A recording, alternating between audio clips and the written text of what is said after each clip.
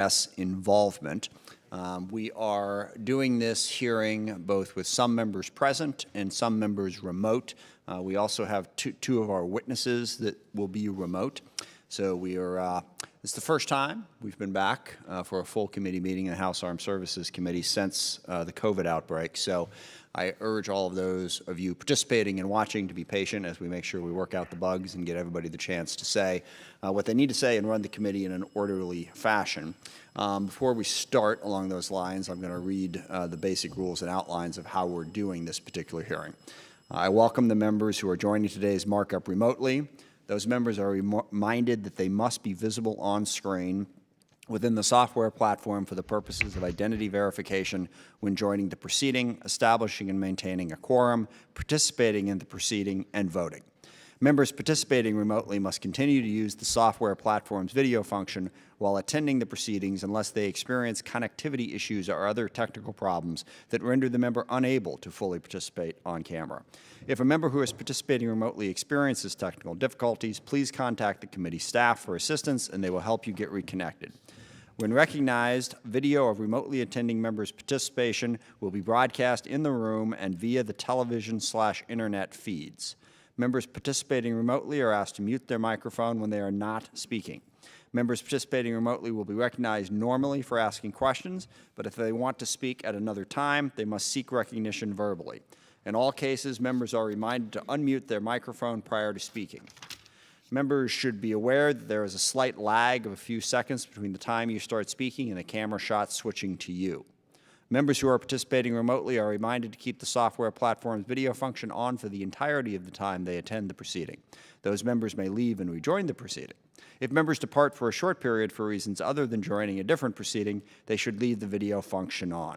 If members will be absent for a significant period or depart to join a different proceeding, they should exit the software platform entirely and then rejoin it if they return. Members are also advised that I have designated a committee staff member to, if necessary, mute unrecognized members' microphones to cancel any inadvertent background noise that may disrupt the proceeding. Members may use the software platform's chat feature to communicate with staff regarding technical or logistical support issues only. Finally, remotely participating members should see a 5-minute countdown clock on the software platform's display, but if necessary, I will remind members when their time is up. Yes, I was joking with staff before we got started here this morning that doing these hearings now is a little like trying to launch the space shuttle. It's not quite that bad, but there's a lot more technical stuff involved than usual. But the purpose of this hearing is both incredibly important and very timely, and we are lucky to have 3 outstanding witnesses with us today. The Honorable Ryan Crocker, who will be appearing remotely, career ambassador, retired U.S. Foreign Service, non-resident senior fellow at the Carnegie Endowment for International Peace, and among other things, a former ambassador to Afghanistan.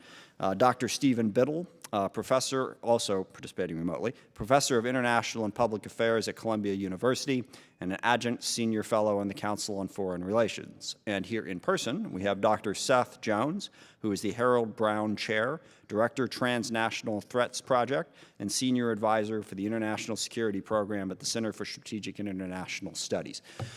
As mentioned, this is an incredibly important and very timely topic. It's just about 19 years ago that we went into Afghanistan, and at the time, we had a very clear mission.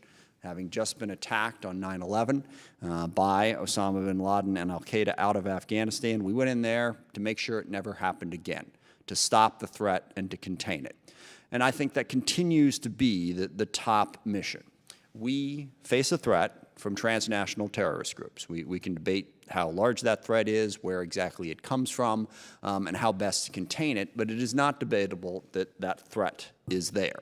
It's also worth noting that for all the problems and troubles and difficulties that we had, that mission has been successful in one sense. We have not had a transnational terrorist attack on the U.S. And when we think about all the men and women who served in the military, those who lost their lives, those who were injured, those who have suffered because of this, also all of the State Department personnel and all of the aid workers who have been there, and all of our allies and partners. Keep in mind, this is not just the United States of America. NATO and a number of other countries have participated in this mission. And in that one key point, it has been successful, and it should not be taken for granted. But the question is, where do we go from here? Because while that has been successful, there has also been a great cost, as was just mentioned, in terms of lives lost, people injured, and the sheer cost to the nation in money as well. So where do we go from here, and how do we move forward? I think it's important that we continue to maintain the mission to stop transnational terrorist threats. But some of the other costs associated with this is the fact that it is disruptive to have foreign troops in a country. And as we look to contain the terrorist threat and stop the spread of the toxic ideology that fuels it, the presence of U.S. troops in foreign countries is one of those things that we cannot deny fuels it. And you can think of if you were in your own town, wherever you live in America, and a foreign troop came rolling through town telling you what you had to do, it would not make you feel good about that foreign country. We would be in a better place if we did not have to have our troops in foreign countries, and I don't think we should ever forget that.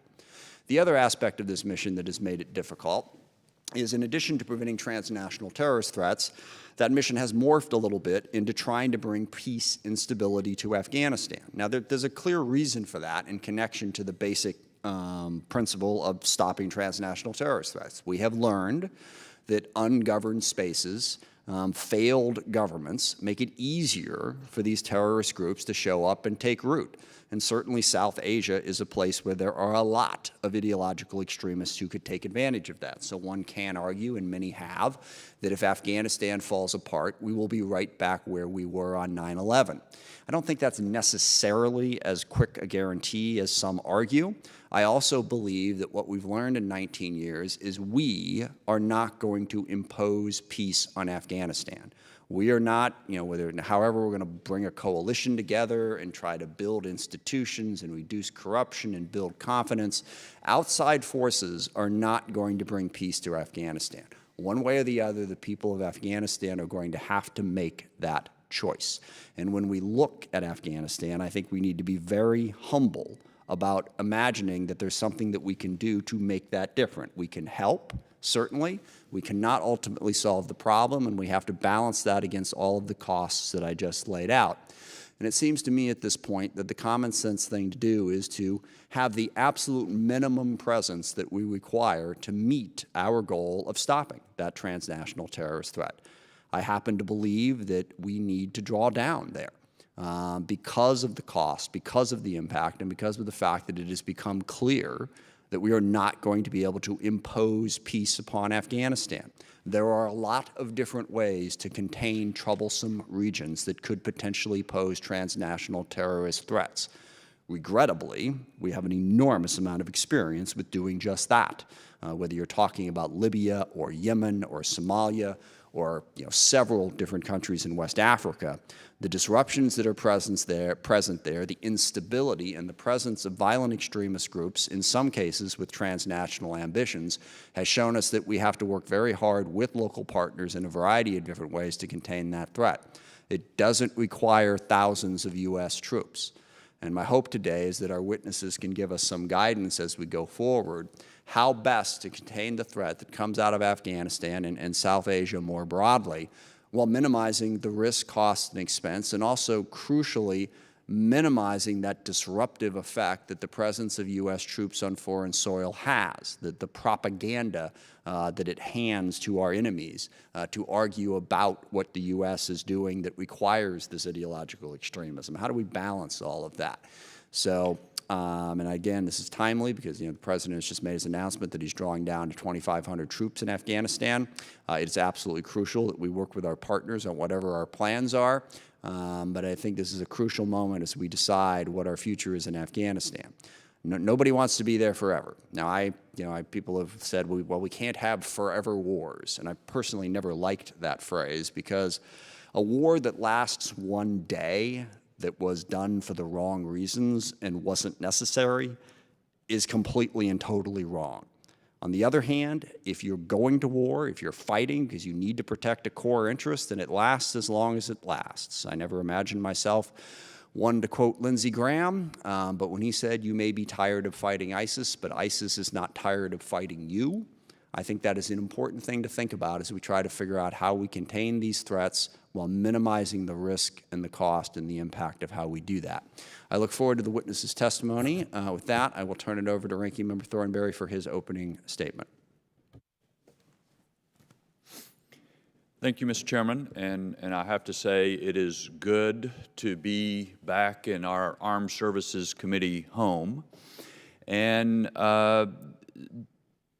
because this may well be the last hearing of this session of Congress, I want to take a moment and just express appreciation to you and to the staff for the way you have dealt with incredibly challenging circumstances under COVID, and yet we have pressed ahead with hearings, pressed ahead with having our bill passed overwhelmingly on the floor of the House, in conference now with the Senate. So our business has continued in spite of the challenges, and that is in no small measure a tribute to you and the staff dealing with all the technical challenges that we face, and I appreciate it. I agree with you that this is an incredibly important topic. Rightfully, our national security, our military and national security apparatus is more focused on great power competition, but the terrorist threat has not gone away. And so it is one of the challenges of our time that we have to worry about this wide range of threats. The other thing I just want to emphasize, which you mentioned, and I think we maybe don't say it enough, is that when it comes to national security, it's really hard to prove what did not happen. And in the case of Americans who have fought and some died to prevent a repeat or worse of 9/11, I think it is very important for those who participated and family members who lost loved ones to know that it has been, the last 19 years has seen far greater success than I ever expected on September 11th, 2001. The idea that we would be this far removed, there have been terrorist attacks against our homeland, but nothing on the scale of 9/11, and we know from our classified briefings that they were planned, attempted, and some far worse even than that day. So appropriate appreciation, as you say, to the military, but also intelligence community, law enforcement, who have helped prevent that is probably something we need to say and recognize more often. I think it is very important to have this hearing today. I should say, by the way, that a hearing on Afghanistan has been on our agenda for months, but it turns out that this is a very timely hearing today. The goal all of us have is for the Afghans to be able to handle their security issues on their own so that no transnational threat emerges from that territory. But I do not believe that they are there yet. I have tremendous respect for each of our witnesses today and look forward to hearing from them what they see as the state of the conflict today, what effect our unilateral withdrawal in the midst of negotiations may have, and any advice they have for the incoming Biden administration on how to deal with the Afghan and broader situation in South Asia. So I look forward to hearing from them and appreciate their participation today. I yield back. Thank you. Our first witness will be the Honorable Ryan Crocker, who is participating remotely. Ambassador Crocker, you are recognized. Thank you, Mr. Chairman. Ranking Member Thornberry, are you able to hear me? Yes, we got you loud and clear. Go ahead. Excellent. I would note that I come to you this morning from the great state of Washington. It's about 0 dark 30 out here, but I'm honored to be here. I approve. I approve of that, and I wish I was there as well. Mr. Chairman, you and the ranking member have summarized, I think, very, very well the central question that we as a nation are dealing with. Why are we in Afghanistan after 19 years? It's pretty simple, pretty basic, and pretty crucial to ensure that nothing again ever comes out of Afghanistan to strike us in our homeland. After 2 decades, it's again very important to remind ourselves of that and to remind ourselves of who we face out there. After 9/11, the Taliban was given a choice. It could give up the Al-Qaeda terrorists that were enjoying safe haven in Afghanistan, and we would not take military action, or they could stand pat and suffer the consequences. They chose the latter, Mr. Chairman, and have been in exile now for almost 2 decades. Unfortunately, we are at a moment when the Taliban sees the end of its exile and the opportunity to return to control. Mr. Chairman, I had the privilege of opening our embassy in Afghanistan in the beginning of January 2002. What I saw there was a scene of utter devastation, a shattered city, a destroyed country. And as bad as the physical damage was, I was immediately aware of the profound damage 2 decades of conflict had done to the Afghan people, especially during the period of Taliban rule to women and girls in Afghanistan. I thought it important to move swiftly to try to repair the damage to the human capital, as well as the physical. So we opened girls' schools right away. Still in January of 2002, I had the privilege of hosting the then chairman of the Senate Foreign Relations Committee, Senator Joe Biden. I took him to visit a girls' school. We sat in on a first grade class that had girls ranging from age 6 to age 12. The 12-year-olds, of course, came of school age when the Taliban took over the country.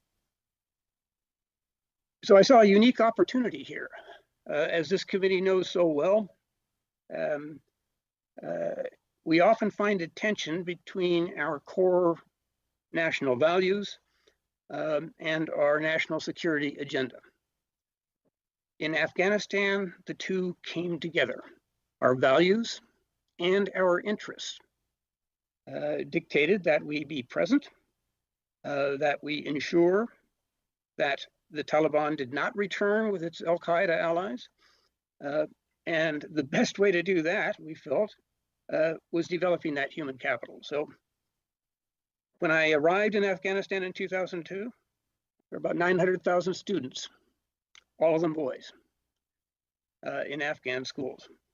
I returned as ambassador a decade later, and when I ended that ambassadorial post, there were 8 million students, and around 35% of them were girls. Over the long run, Mr. Chairman, it is the Afghan people, as you rightly note, who have to make peace. Certainly, an educated population, and with girls and women playing the role they deserve in these momentous decisions, is the best way to ensure our own long-term security. It will take strategic patience, and it will take continued U.S. engagement. The peace process, so-called, that was launched now almost 2 years ago, represented a very bad U.S. concession. We agreed to the longstanding Taliban demand that we talk to them, but not with the Afghan government in the room. They considered it a puppet regime. So we gave in, and it underscored, I think, that this, again, so-called peace process, that's not what this is about. These are surrender talks. We're waving the white flag, basically saying to the Taliban, you win, we lose. Let's dress this up as best we can. And an eerie reminder of the Paris peace talks on Vietnam. But I wouldn't push that parallel too hard and too far. In Vietnam, neither the Viet Cong nor the North Vietnamese had attacked the homeland or ever considered such a step. Al-Qaeda did attack the homeland from Afghanistan, hosted by the Taliban. They have not become kinder and gentler in the intervening years. It is, I'm afraid to say, folly to think that a full US troop withdrawal is somehow going to make us safer or uphold our core values. We have, as you point out, NATO in the mix. I think that is very important. We have heard from the Secretary General of NATO expressing his concern over the president's decision this week to cut in half the already small number of troops we have in Afghanistan. So again, I commend you for holding this hearing. I do believe there is a way forward in Afghanistan that will minimize our costs and our human losses, which has to be an imperative. I'll be part of a working group put together by the Rockefeller Brothers Fund and the Atlantic Council to do just that. But we have to show the strategic patience we need to face down a determined enemy. I'd like to take just a moment on another special group of individuals that have sacrificed a great deal for us. And those are our interpreters and other Afghan individuals who have helped our mission in that country. Mr. Chairman, you recently received a letter from Senators Shaheen and Wicker asking that the necessary steps be taken to grant 4,000 additional visas for these brave individuals and their immediate families. There is a backlog of almost 18,000 cases. And these are individuals at enormously serious risk. No one left behind, a group dedicated to bringing our interpreters and others here to safety calculates that about 300 individuals, interpreters, and their family members have been killed while waiting for the visas we promised them and have delivered slowly and in disappointingly small numbers. So I would urge this committee as it moves ahead to do the right thing, the thing we promised, bring these brave people here, bring them home, their new home. We will never regret having done so. If we fail in this endeavor, we will have introduced, I think, our own core values. The nature of war has changed. There is no more total war, we can be grateful. Conflicts of the future are going to require interpreters, and the world is watching to see how we handle this case. So I commend this committee for its support for the special immigrant visa program. I urge that you take the necessary steps to see that these people are able to leave danger behind and come here to us. They earned it. They paid for it. Thank you, Mr. Chairman. Thank you very much. Next, we have Dr. Stephen Biddle, who is also coming to us remotely. Dr. Biddle, you are recognized for your opening remarks. Thank you, Mr. Chairman. I'd like to thank the committee for this opportunity to speak with you today about Afghanistan and the important choices that face us there. I'd also like to say that it's an honor to be part of such an august panel with two colleagues that I've long respected and admired in Ryan Crocker and Seth Jones. Normally, I would use my opening remarks to summarize the key points from my written submission, but that submission was written prior to Tuesday's announcement of a 50% reduction in U.S. troop strength in Afghanistan. In light of this new development, I thought I would take the liberty to use my opening comments chiefly to respond to the Tuesday announcement and to offer some thoughts on where U.S. policy should go from here in light of it. Though, of course, I would be happy to respond to questions about my submission or any other aspect of the issue as the members may wish. In my view, the drawdown policy announced Tuesday was a mistake. I suspect, like all of us here, I would like to see U.S. troops come home. The question is when and how. And it seems to me that a progressive incremental withdrawal, in my view, is the worst of three possible options before us. Total withdrawal, no withdrawal without a negotiated settlement to end the war, and the announced policy of partial unilateral drawdowns. As I argued in my submission, I believe our interests are best served by no further withdrawals without a settlement to end the war. In my view, we should maintain our current troop level chiefly for its political value as bargaining leverage in the ongoing talks between the Afghan government and the Taliban, but that we should be prepared to withdraw those troops entirely in exchange for negotiated concessions from the Taliban precisely in order to increase our ability to get such concessions from the negotiations. This view is premised on my hope that a settlement, although difficult, is achievable if we husband our remaining leverage carefully. Inasmuch as our troop presence is a major element of that leverage, in my own view, thus we should not give this leverage away unrequited. That said, a reasonable case can be made that the prognosis for a successful negotiation is now so poor that this is fruitless. I disagree, but this is a reasonable position. If so, however, the logical implication would be total withdrawal. Our current posture is vastly less expensive than it was during the 2009 to 11 surge, but it involves sacrifice all the same.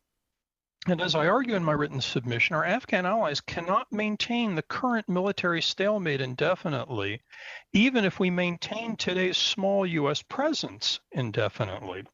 The battlefield situation on the ground in Afghanistan is a slowly decaying military stalemate that the Afghan government will eventually lose unless today's battlefield trends reverse. And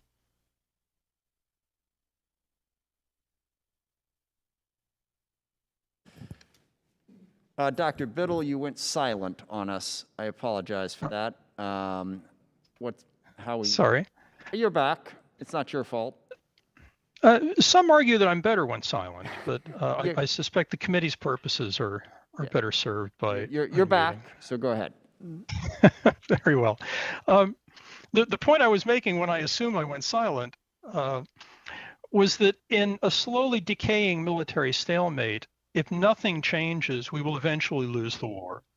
This decay will eventually produce the collapse of the Allied position in the country. And what that implies then, if you accept that assessment, is that in the long run, the plausible alternatives are either eventual defeat or some kind of negotiated settlement before that happens. If a settlement really is impossible, then defeat is the likely outcome, and we would then be better served to lose cheaply via immediate total withdrawal than to lose more expensively via a series of slower partial withdrawals that simply prolong the process of failure and increase its cost. Instead, what the administration announced on Tuesday is the slower, more expensive version of failure.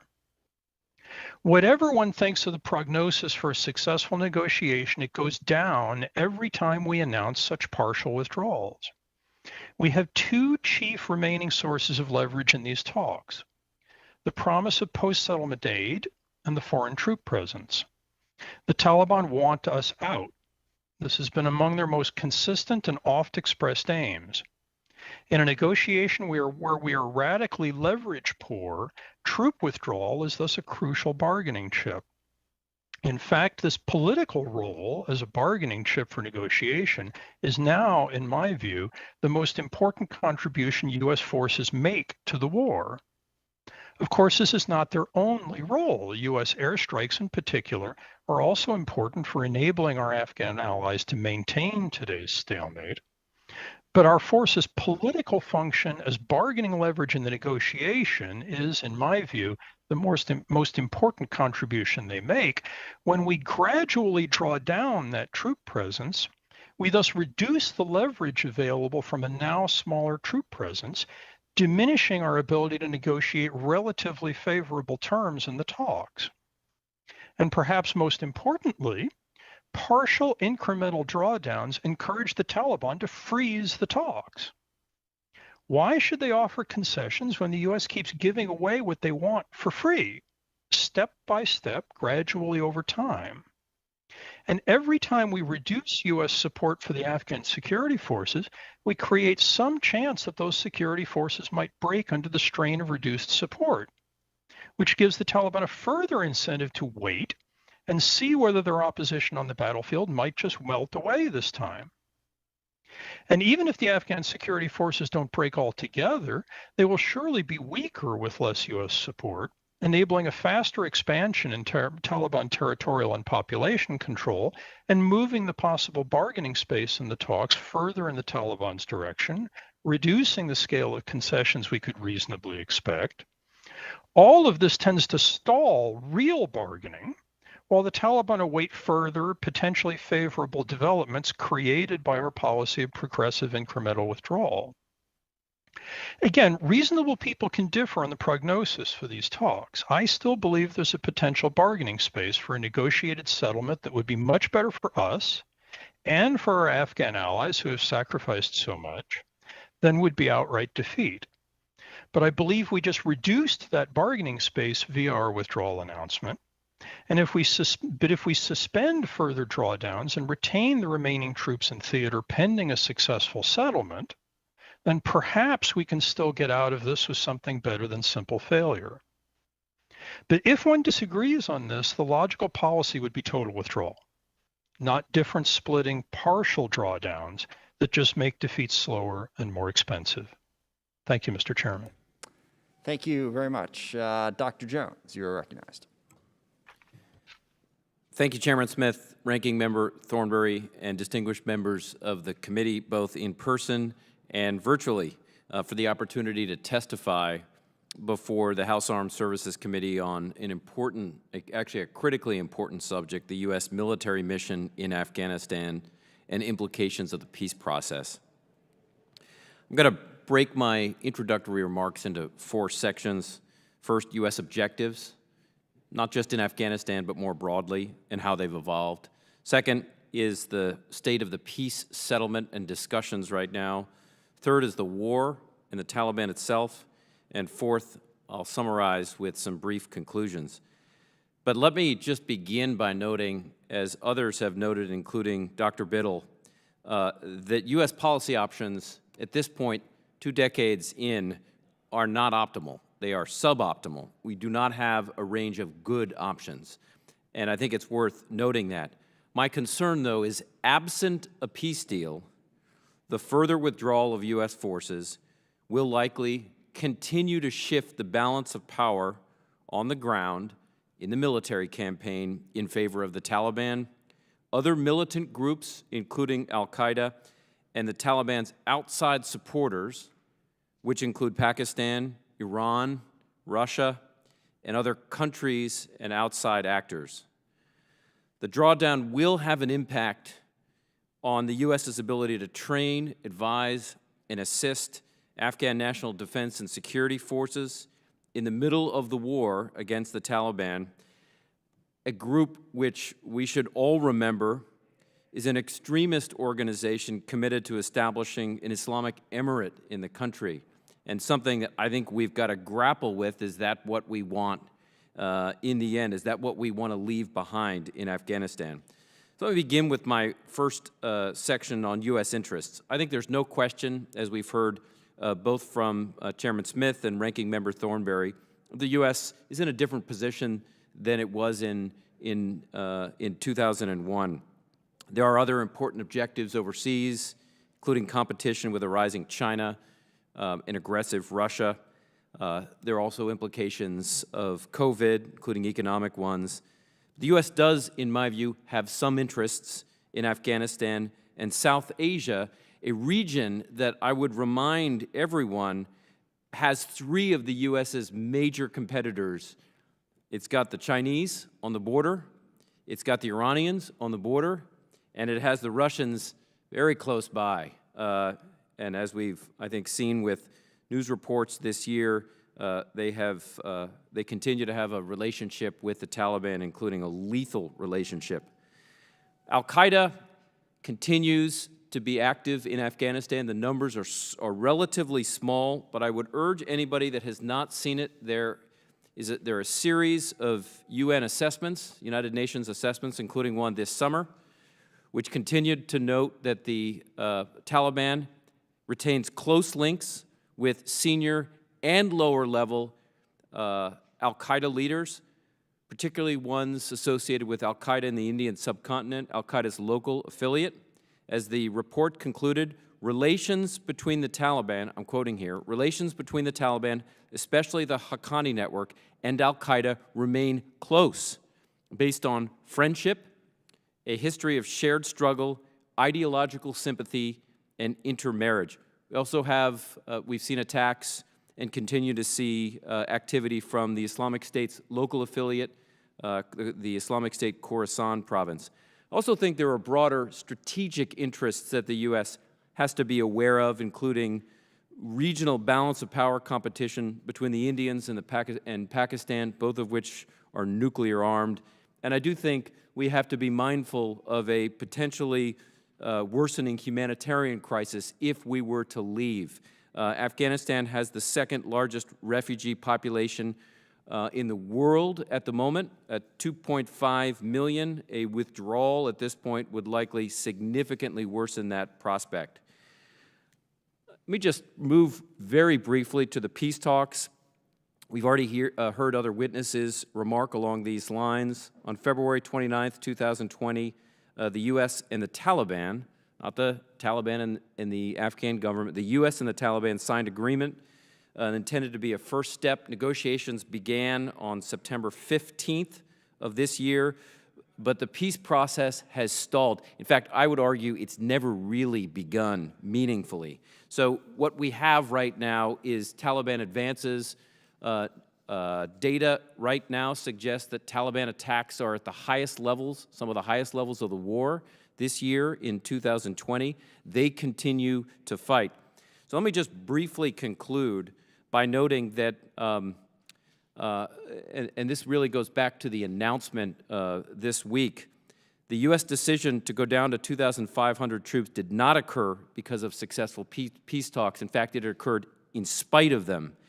The U.S. did not coordinate, and I think this was a mistake, meaningfully with NATO forces operating in the country. They were alerted just before the announcement, and I think it is worth noting that they stood with us on 9/11, committed to Article 5 of NATO, and then sent forces after that. So we do have other countries that have shed their blood in Afghanistan, sent advisors, diplomats, and intelligence officers. And then also, I think a withdrawal has an impact on our intelligence collection and other capabilities in Afghanistan, particularly from CIA and the National Security Agency as we withdraw forces. We will be increasingly blind to what is happening in the country. So moving forward, I think the U.S. goal should be to continue to build political consensus in Afghanistan to support peace talks and at least to prevent the overthrow of the Afghan government by the Taliban. Thank you very much. I look forward to your questions. Thank you. A couple housekeeping items. We're going to have votes here shortly. Now, one of the advantages of the COVID voting thing is it's spread out over an extended period of time. It is my intention, with the ranking member's consensus, that we continue the hearing and stagger when we go so that we can have members here asking questions. I'll need someone to sit in for me when I go, but we're going to keep going on that. Second, as we get into the Q&A, as we discovered with remote people, it's really helpful if you direct your question towards one specific witness. You're going to have a devil of a time getting through a 5-minute window there if we're bouncing all over the place remotely. And towards that end, let me start with you, Dr. Jones. You know, the general theme here seems to be, you know, we can't get out because of all the bad things that would happen, which raises the question, why is there so much pressure for us to want to get out. And I think it's really important to understand that. Number one, there was a strong feeling amongst a lot of people, and I included, that no matter the scenario, we're not going to defeat the Taliban, and there's not going to be a successful peace process. The level best that we can hope for by maintaining our presence is it doesn't get much worse, okay? The idea that we're going to defeat the Taliban, peace is going to come, and we're going to have a stable government there, most people think is insane. I would say off the top of my head, you know, I can't predict the future, but if you tell me I got to bet $100 one way or the other, I'm betting rather confidently that the chaos is going to continue. And we are in the middle of that chaos. Now, we're not as in the middle of it as we were before, but lives are still being lost, money is still being spent, and people are still, you know, our troops and others are still being forced to be sent over there. And I think the American people are saying, for what? Okay? And if the answer is, because gosh, if we just hang in for another year or two, if we just send another 5,000 troops, we'll get to a peace deal. I don't think anybody believes that, okay? Not in any serious way. So we're not going to get there.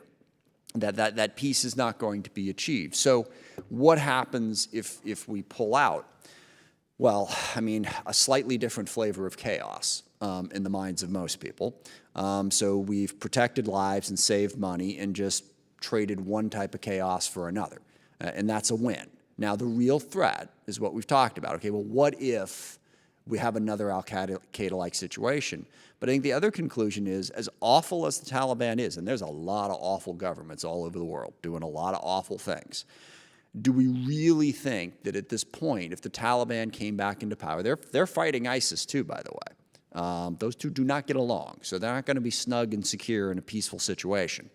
Do we really think that we will face anything anywhere approaching the type of transnational terrorist threat that we mistakenly didn't see back before 9/11? I mean, that's bottom line, because I don't think so. I don't think that same type of threat is going to be there, and therefore it doesn't justify the cost. And then the final point is, I get our partners, but I totally, you know, and I was all over the Trump administration for what happened in Syria, as a lot of people on this committee were. They did not consult. They pulled the rug out from under our allies in the blink of an eye. That is not what happened this time. The discussion to go down to 2,500 has been going on for months, okay? And at some point, we had a disagreement with our allies, and the president decided, sorry, this is what we're going to do. So I get the ally point, but if they're in a different place from us, that's something we have to manage. But again, the question is, you know, can someone tell me that we're hanging out and less chaos is going to result, number one? And number two, can you really argue that we face the same, let's say everything falls apart and the Taliban take over. Do we really face a significant transnational threat at that point? Mr. Chairman, thank you very much for the questions. You've actually hit, I think, on what are the most important questions that the U.S. and the American population need to think through. My response is severalfold. One is, when I look at, since World War II, there have been roughly 200 insurgencies across the globe. In about 37% of those cases, the government won on the battlefield. About 35% of the cases, the insurgent side won. And at about 27%, these are my numbers, there was a peace settlement or some kind of draw. So just to be clear, that means about 2/3 of the cases we've had either a government win or a peace settlement. And I think as I look at the odds, those are the odds that I would look for in Afghanistan. I don't know whether a peace settlement— Sorry to interrupt on that point, but that's like the guy who drowned by, you know, walking across the river with an average depth of 3 feet. Okay, that's great, okay, but this is Afghanistan, and this is what's going on right now, and you don't sort of get the average. And I think you can look at Afghanistan and see where we're going to fall on that ledger. I mean, the average, that's nice that out of 132 things, but this is a very specific case with very specific facts that ought to inform that opinion as well, don't you think? Yes, absolutely. I have spent much of the last 20 years in Afghanistan. I would just say that if I'm a betting person right now, those are the odds that I would be looking for in the foreseeable future.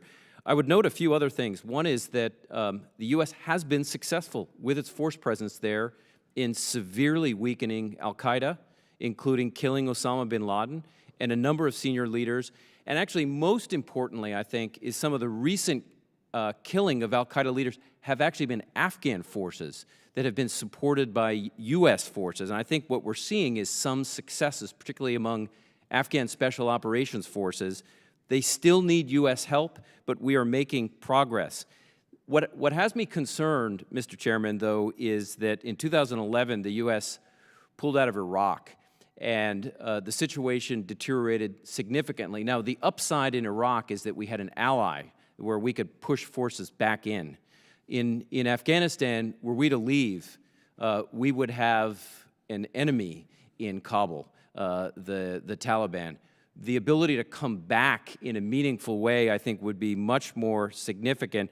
And I think what worries me, and this gets to your final question, is the number of militant groups operating in some capacity in Afghanistan today, not just al-Qaeda, but a range of the Kashmiri groups, including ones that perpetrated attacks in Mumbai that involved Americans like David Headley, still persist.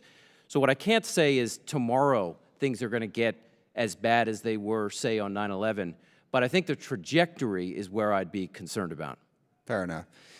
One more question. I'll just have to take this for the record because I want other people to get in here. But Dr. Biddle, you had made the point about, basically all or nothing. And I do think that if we go the nothing route, you still have to draw down. And I think you would agree with that. You can't just pull them out tomorrow. You got to do it over a certain amount of time and be safe. But the other point that I'd like, if you could give me a written, sorry, you used to be on that screen and now I'm just looking at myself. So it really doesn't do me any good. But the question is, I've heard the argument that the 2,500 troops, and I've heard this from senior Pentagon leaders right now, is a sufficient counterterrorism force. That in fact that 2,500 number it performs exactly the mission that Dr. Jones just alluded to, which is to be able to keep the terrorist groups at bay. So if you could just give me a written response on why you don't think 2,500 makes sense from a CT standpoint, that would be helpful. With that, I will turn it over to Mr. Thornberry for his questions. Let me ask each of you to address this question, and we'll go Ambassador Crocker, and then Dr. Biddle, and then Dr. Jones. The question is, if you had 1 minute to speak with the president-elect on what he should do in Afghanistan, what would you tell him? So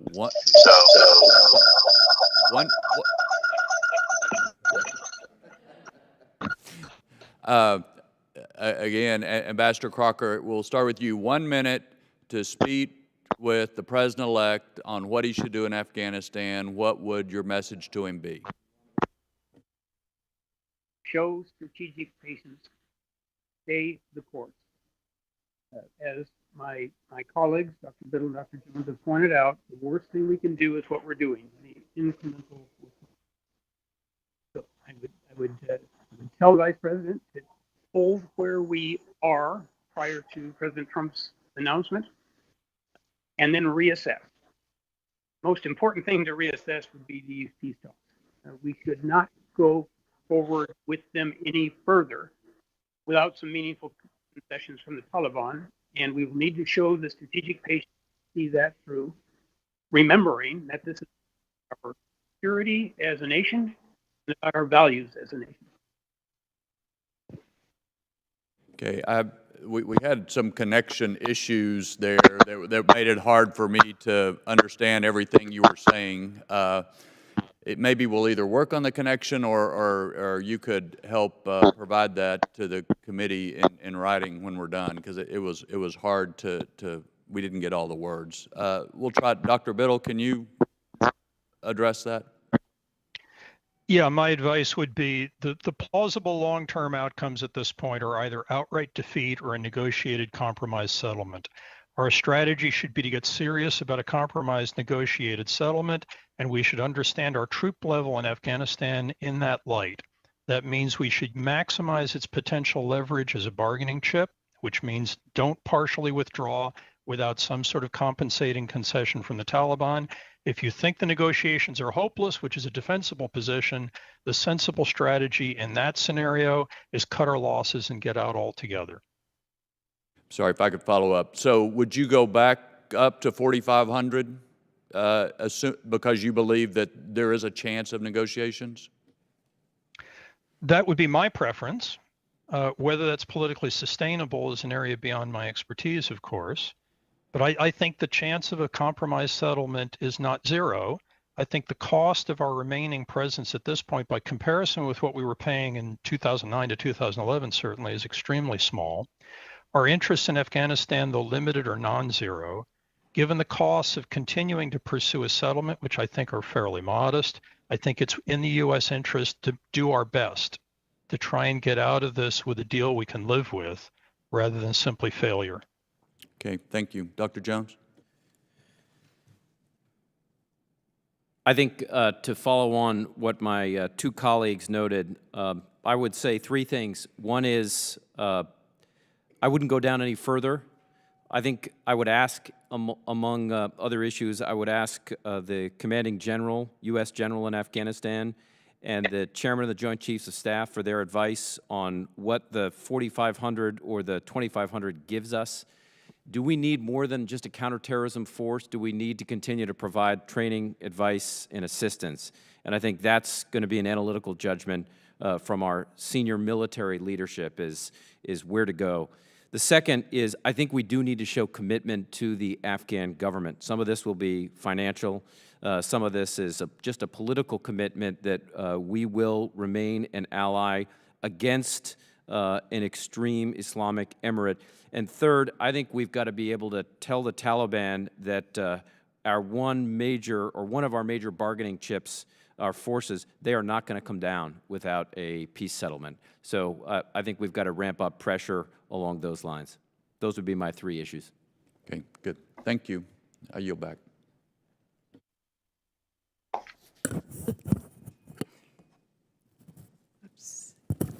Thank you. I'm going to continue, Susan Davis, with the questions, and then we'll try and grab our colleagues as they come in the room. You know, this is always difficult for me because I've spent the last 15 years traveling to Afghanistan, visiting our troops, our female troops particularly, and our deployed moms. And over the course of that time, we witnessed the progress of women who had started businesses, had served in Parliament, and certainly, as Ambassador Crocker said, we shared with them that we had their back. It doesn't feel like we have their back anymore, and I wanted to just get a sense, Ambassador Crocker, I probably know your response, but from Dr. Jones and Mr. Biddle, just where that value analysis falls in this, and what's the role of Congress in that? Can that be helpful or no longer helpful? My other concern is really about, talking about the challenges of integrating the Taliban into society. I mean, is there any hope for that? Is there any reason anybody should trust that that's possible? And given that, where do we go? Is there any kind of a plan B that actually incorporates that concern? We haven't really spoken much about ISIS, and I think we know that the former Taliban fighters are going to be looking for another group to pick up arms with. And despite the fact that they don't have any great feeling for one another, nevertheless, it can be attractive. So I wonder, first, let me go to Dr. Biddle, if I may, and then to or Dr. Jones, why don't you start? Thank you very much. All of these were important issues. Let me start with the women issue. I have an article out in West Point, the U.S. Military Academy's journal. It comes out today from the CTC Sentinel. And among other things, it looks at the Taliban today, who they are. And I think one of the things it notes is that the Taliban's continuing persecution of women is deeply troubling. Women have been victims, women that have been victims of domestic violence by the Taliban have little recourse, or living in Taliban-controlled areas have little recourse to justice in Taliban courts. The Taliban continues to discourage women from working, denies women access to modern health care, prohibits women from participating in politics. Look at the Taliban's makeup during the negotiations, and supports punishments against women such as stoning and public lashing. So I think Congress has a very important role to keep this as a front burner issue. Now, you know, Afghanistan does have some conservative elements of society, so there's a broader debate, and I don't think we want to entirely put our values on Afghanistan, but I think what we have seen is there has been major progress on this in the past 20 years. A Taliban takeover, in my view, will eliminate that virtually immediately. I do think, you know, we have had some examples of the integration of senior Taliban leaders into the government, or at least on the government side. Rais Bagrani, Mullah Zaif, Mutawakil, they have generally behaved when they have integrated back to the government. So I think we have some cases where we can trust them. And I would just finally highlight your concerns about the Islamic State. It has shrunk in size as it's been targeted, but I think a growing civil war in the country does provide an opportunity for them to regenerate. Thank you. Dr. Biddle, did you want to comment? And I'd love to hear from Ambassador Crocker quickly, too. Yeah, certainly. I mean, we have many important values at stake in Afghanistan. The rights of women are an important value. The rights of ethnic minorities are an important value. The rights and the future of an entire generation of young Afghans who put their trust in us and have tried hard to build a new country and have brought about actually significant change in Afghanistan since the Taliban were in control in 2000. The trouble is, if we want to realize these values, we're going to have to make an investment commensurate with the threat to those values. If we want to defend the rights of Afghan women, and we're concerned that the Taliban won't respect those, it's going to require a military investment on our part sufficient to prevent the Taliban from taking control of the country. The dilemma we face, of course, is that we have interests that we care about, but many Americans worry that those interests aren't commensurate with the scale of military effort from the United States that would be required to secure that. So we're stuck in this unfortunate situation where we have to look at a potential compromise to values we care about and should care about to at least some degree, given the limits and the scale of the military investment we're willing to make. And given that, it seems to me the only way to square that circle at the moment is through the negotiating process. Now, with respect to the Taliban and whether we can trust them and what their behavior is likely to be, obviously the Taliban are not an ideal negotiating partner. One rarely encounters those in war termination. Thank you, Dr. Biddle. Yeah. It's my responsibility to keep this going, so as much as I would love to have you continue to speak.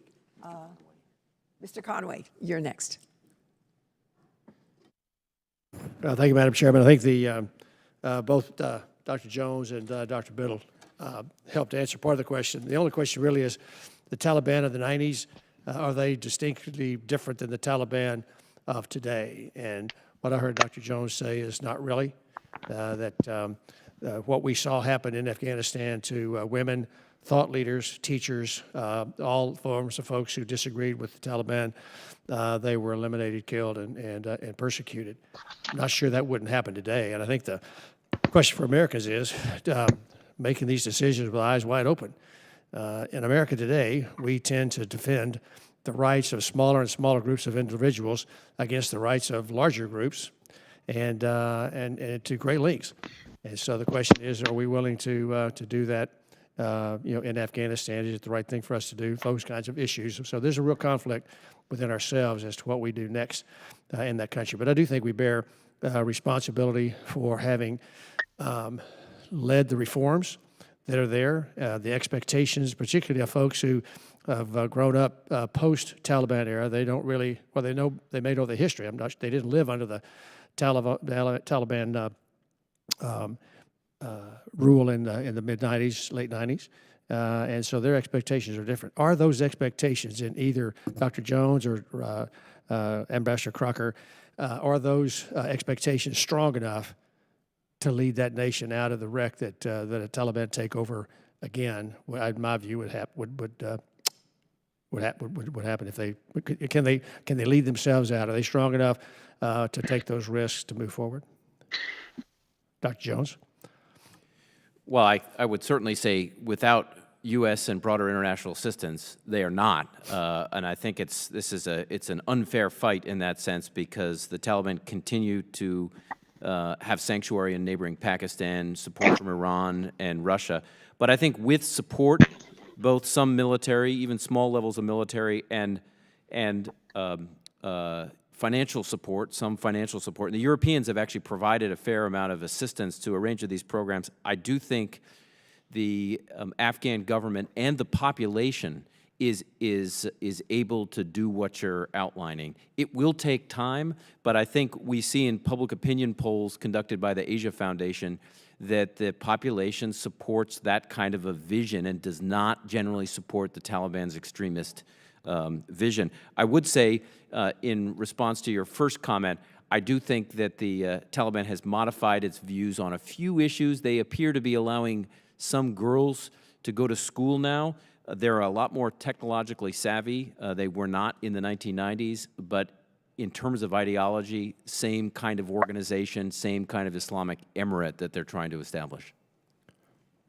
Ambassador Crocker, your thoughts? Yes, I hope you can at least hear me now. I would associate myself with the remarks of my two colleagues. I do not see this as mission impossible, and indeed the experience we have had with force levels 1/10 of what they were when I was ambassador to Afghanistan indicate that is the case. So this is, we are not facing defeat on the battlefield. So it is ironic that we seem to be trying to defeat ourselves. It is true that all wars must end and return to the political process. It's true in this one, but not on the terms that this administration has set for these talks. These are surrender negotiations. I would hope the president-elect, when he becomes president, will simply freeze them, not cancel them out, but as my colleagues again have suggested, to tell the Taliban that until you live up to your side of the deal, we're not going anywhere. And then be prepared to back that up. Dr. Biddle, is it fair to say that the Taliban is getting significant outside help and that an Afghan government with no outside help, that would be an unfair fight? Yes, absolutely. The Taliban have been getting substantial support from the Pakistanis and from others, and from illicit economic activity like the drug trade in Afghanistan for a very long time. I think there's very good reason to believe that if outside assistance to the Afghan government ceased, the Afghan National Security Forces would break up. The Taliban would then quickly march into Kabul, and we would get a chance to find out what chaos presents in Afghanistan. That's not a social science experiment I would personally like to run. I think it's important to note that the great majority of the money required to keep the Afghan National Security Forces in the field comes from outside. Their operating budget annually is more than twice the entire domestic revenue of the Afghan government. If that outside support to the Afghan security forces were to stop, their ability to sustain a stalemate, much less do better, I think would go away quite quickly. Thank you, gentlemen. You're back. Mr. Langevin, you're next. Thank you, Madam Chair. Can you hear me okay? Yes, we can hear you. Okay. Thank you. So let me start with Dr. Jones. First, I want to thank all of our panelists for testifying today. But Dr. Jones, I'd like to go back to the chairman's question. If I understood it right, he seemed to say that if we stay, there could be chaos. If we withdraw, there could be chaos. So it's just one kind of chaos for another, and that we were caught off guard, not anticipating the plotting, the planning that was going on before 9/11, and that do we really think that kind of thing could go on again without us knowing? So if I understood that question the right way, what my question is, if we are not there and we do withdraw precipitously, how would we know with adequate fidelity whether Al-Qaeda or any other terrorist organization is plotting or planning against us? And without a presence there, how could we respond effectively and know exactly where to hit? I know that we would certainly engage still in intelligence gathering with our partner agencies, but would we know enough how and where to adequately be able to respond should there be a growing threat to America or our allies? Thank you. Very, very good questions on the chairman's on the discussion with the chairman.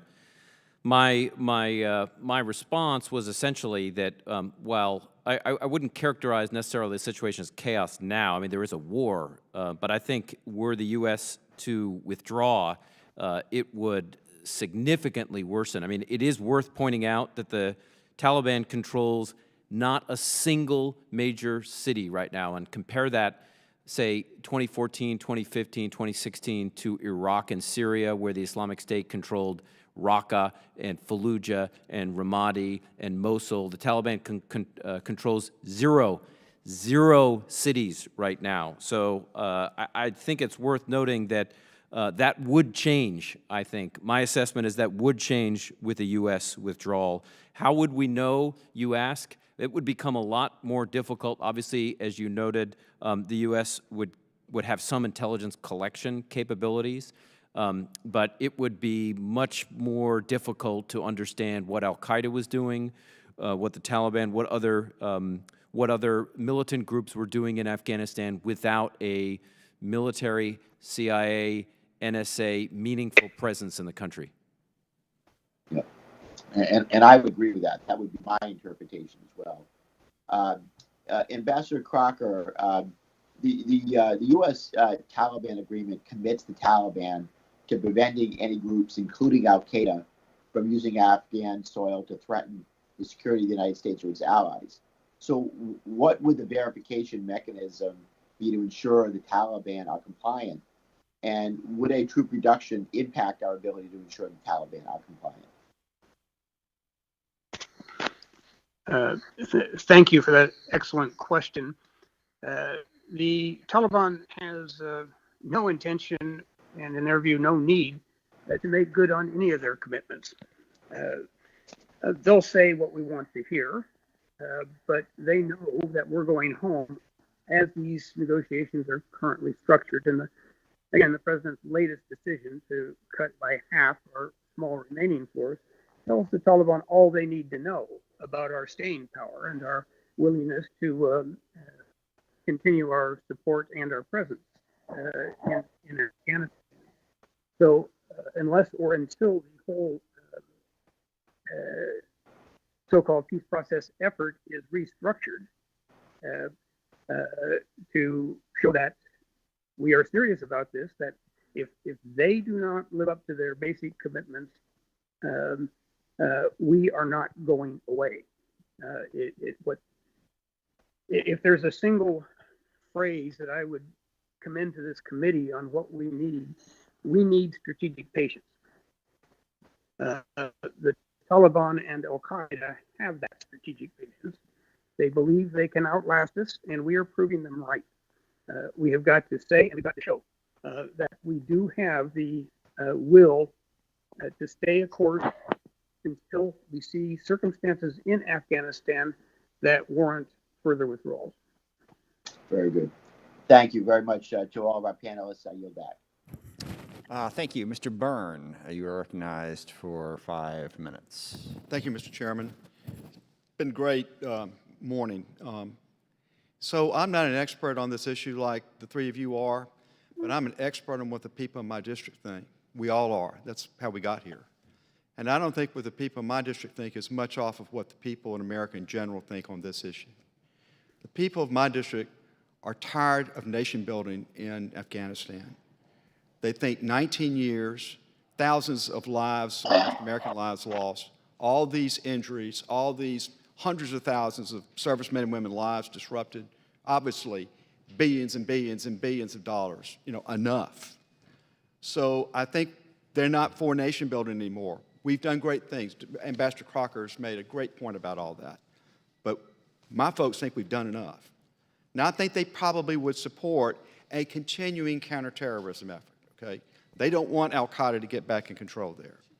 So when you talk about the drawdown, the question in my mind is, what's the right number? Can we have a successful counterterrorism effort with 2,500 versus 5,000 troops there? And Dr. Jones, I'll start with you and ask you that question. That's really the $64,000 question. And let me say, It's a lot more than that. yeah, that's probably true. The $64 billion question, Yeah. maybe.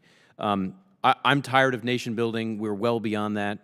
And I don't think anybody, as you note, is talking about anything close to the 100,000 forces we had in Afghanistan in 2009. What I would say is the question I think that we need to ask our military leadership is 2,500 enough to prevent a Taliban overthrow of the government? For me, it's not just a counterterrorism issue. It is also a prevention of the overthrow of the government. And so what does 2,500 give us versus something closer to 4,500 or 5,000? That's a question for General Miller. That's a question for the chairman of the Joint Chiefs. And I think that's where I would come back to.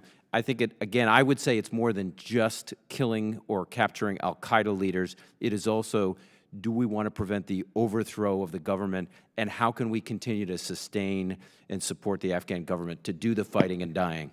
Well, I think I know the answer to this, but let me ask it because I think it's a fundamental question. Is it a given, if the Taliban take back over again, that they will allow the country to be a harbor for al-Qaeda? However much they hate ISIS, I think they still like al-Qaeda. Will they allow al-Qaeda to be harbored again? I would answer that in two ways. One is the UN assessments in 2020 have been unambiguous on this, that they continue to have strategic, operational, and tactical level. The Taliban has strategic, operational, and tactical level relations with al-Qaeda, al-Qaeda Senior, and al-Qaeda in the Indian subcontinent. And I think we've also seen local Taliban commanders have been willing to give sanctuary to al-Qaeda leaders in areas that they control. So I think the answer there is yes. We will continue to see Taliban-al-Qaeda relations in the future. And that last question, Dr. Biddle, what is your opinion? Yeah, I would agree with my colleague, Dr. Jones. It's a mistake to separate counterterrorism and the survival of the Afghan government. If the Afghan government falls and the Taliban take over, or there's simply a chaotic civil war, the terrorism threat from Afghanistan will go substantially up, and the ability of a handful of American troops operating from a handful of bases that will look like besieged, Fort Disaster in the middle of a catastrophe will be very, very limited. Worse still, the security of Afghanistan's neighbors will be importantly implicated, and especially the security of a nuclear-armed Pakistan. In the event that chaos in Afghanistan flows across the border in the aftermath of a government collapse, we then have the potential for militant groups in Pakistan, if that government falls, getting their hands on actual usable nuclear weapons. So I think the tendency to say what we really want is counterterrorism, let's forget all of this counterinsurgency to protect the government, is a false dichotomy in very important ways. Very quickly, Ambassador Crocker, on that last question. I share that view, We've seen this movie before. We were heavily engaged with the Pakistanis and Afghan fighters throughout the decade of the 1980s to expel the Soviets. We succeeded, and then we walked out. What did we get? The Afghan Civil War, the rise of the Taliban, and the road to 9/11. It would be folly to think it's somehow going to be magically different this time if we walk out. As my colleagues have said, there is no doubt about the link between al-Qaeda and the Taliban. Again, the Taliban gave up the country for al-Qaeda. I apologize, Mr. Ambassador, but the gentleman's time has expired. To move on. Mr. Garamendi, you are recognized for 5 minutes. Thank you, Mr. Chairman, and to the witnesses, thank you very much. To my colleagues for their questions, you're providing some really good questions and good insight into the situation. Hopefully I can do the same. I'm looking at all of you have argued for the presence of American troops somewhat higher than 2,500 for the purposes of securing a negotiated settlement between the Taliban and the Afghan government. Could you please describe what that settlement would look like. What exactly do we want to see? How will the Taliban and the Afghan government merge into some sort of a reconciliation? Let's start with Mr. Jones, and then we'll go Crocker and end with Biddle. Thank you very much for the question. I mean, I think it is important to ask very specifically what a settlement might look like. And obviously, it's at this point with negotiations just starting in September, it's difficult to predict where they might go. But I think what we have seen in those Taliban that have defected and come to the Afghan government side is a willingness to participate in the political process. I think what we'd probably have to see is some compromise on both sides on issues including power sharing arrangements, key ministries, including security services.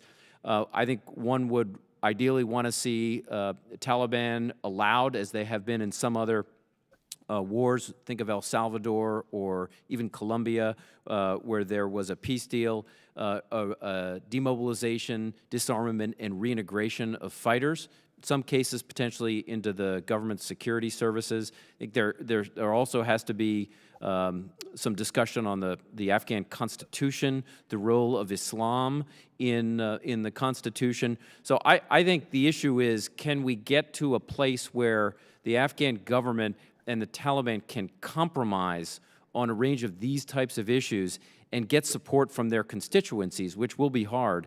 And I think there is room for bargaining. I'm going to interrupt you. I have just a few moments, so a short answer would be necessary here. Let's go on, Mr. Biddle. Yeah, I think the nature of the bargaining space here is that the Taliban would have to give up several things. They'd have to break with al-Qaeda, they'd have to renounce violence, they'd have to disarm, and they'd have to accept some variation of today's Afghan constitution. That's a lot, but it's plausible. We would have to give up a lot. We would have to legalize the Taliban as a political actor in Afghanistan. We would have to agree to withdraw all foreign troops, including our counterterrorism presence, unless the Afghan government asked us to stay to train their troops to defend their own borders. And we would have to provide the Taliban with some sort of set aside of guaranteed offices in the Afghan government, guaranteed seats in the Afghan parliament. They know they're unpopular. If all we're doing is offering to let them run for election in ways they know they would lose, they won't agree to a deal. Where Turkey will be talked is over what kind of set aside. How big? What will the power sharing look like? What version of the Afghan constitution will we get? But I think that's what the general bargaining space within which a deal would be cast looks like. Thank you. Ambassador Crocker.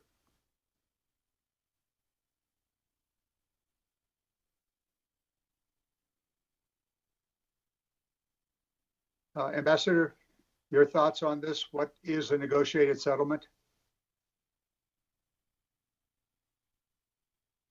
Apparently, Ambassador Crocker is not available. I think we lost him for one reason or another. We'll work on that. Go ahead, John.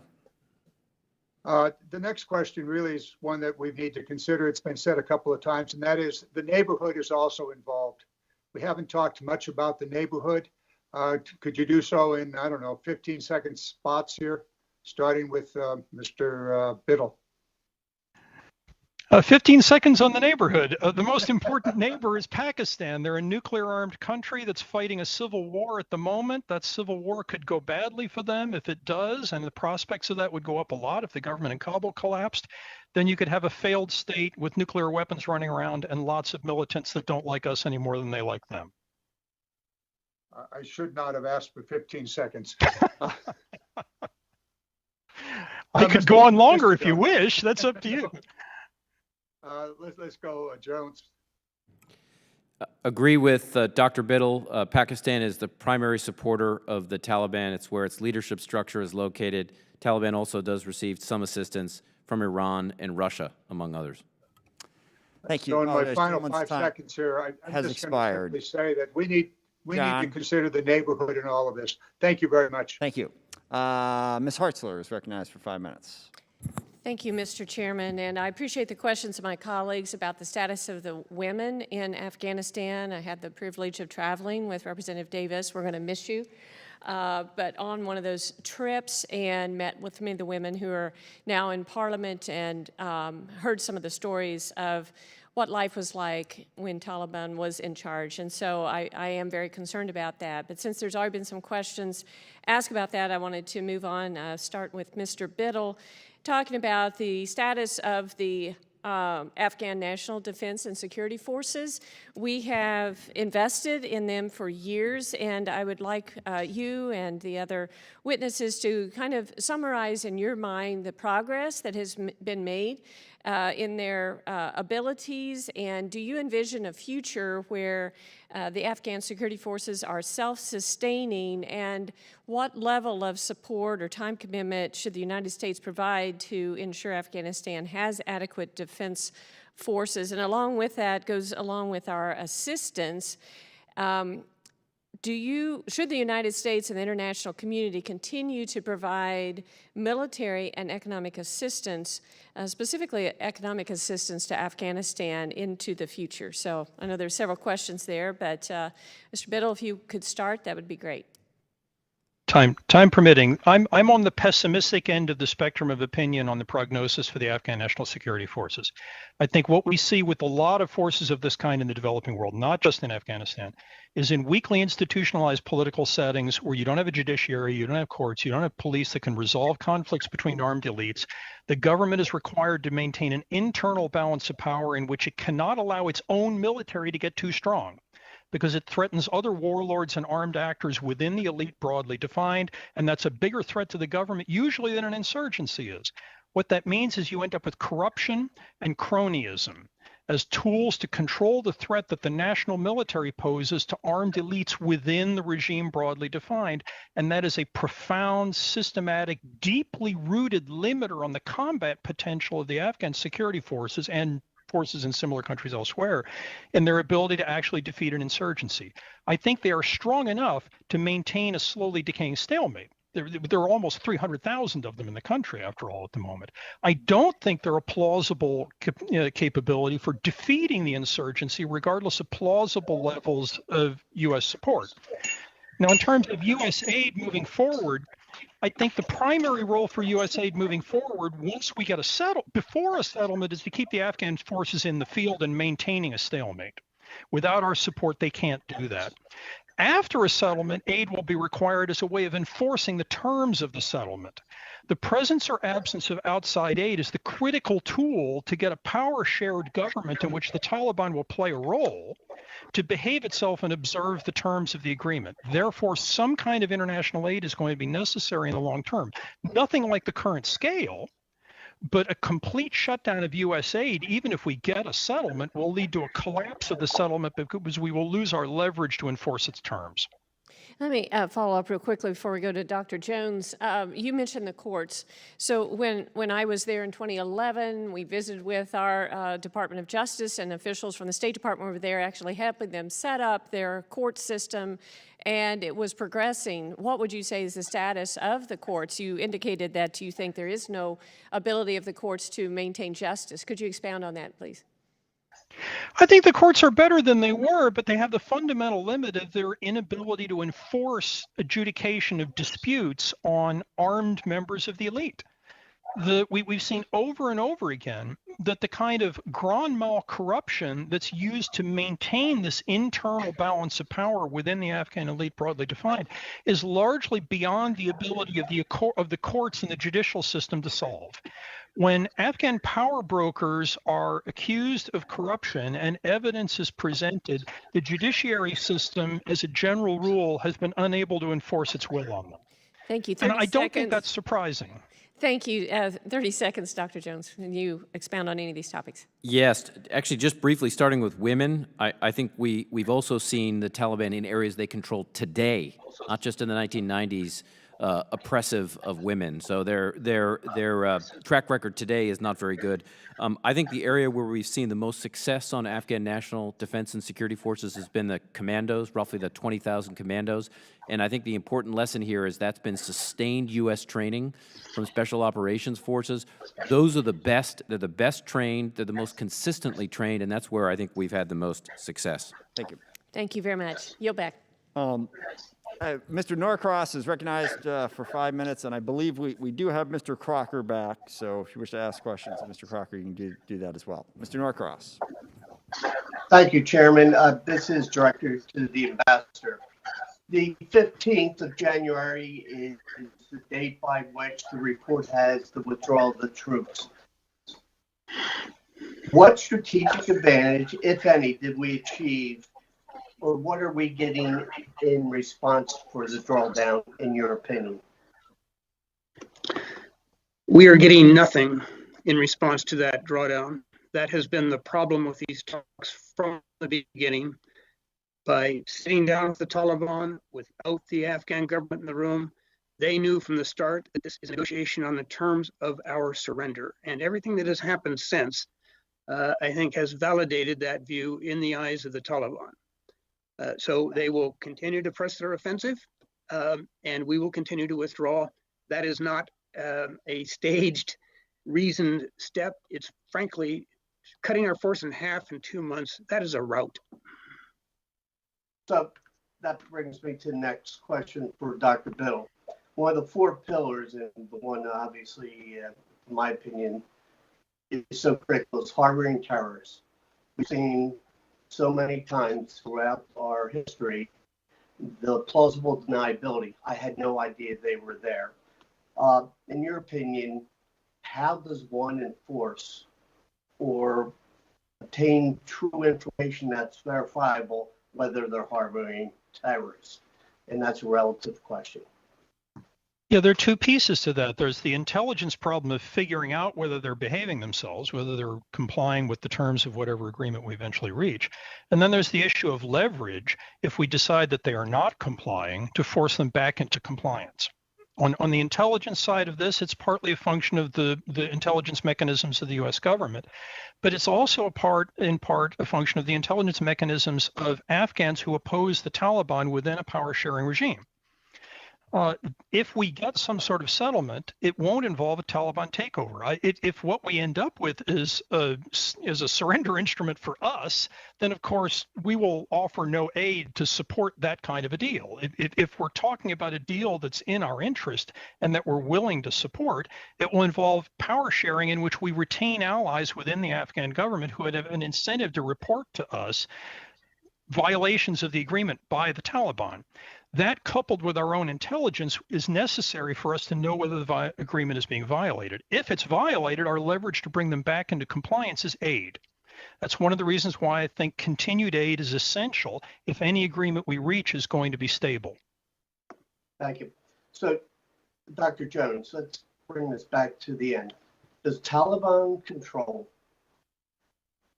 automatically equal a terrorist, an existential threat of some sort to the United States? Existential is too far, but a threat to the United States, either they directly or through them allowing other groups to come back in. Does that automatically mean they're going to look at the United States for some sort of an additional attack? Well, I think it's important to differentiate types of terrorist organizations. The Taliban has been committed to conducting attacks against the Islamic State, Khorasan province, in Afghan provinces such as Kunar and Nangarhar. So I think we could expect the Taliban to fight those kinds of organizations, but those are a minority.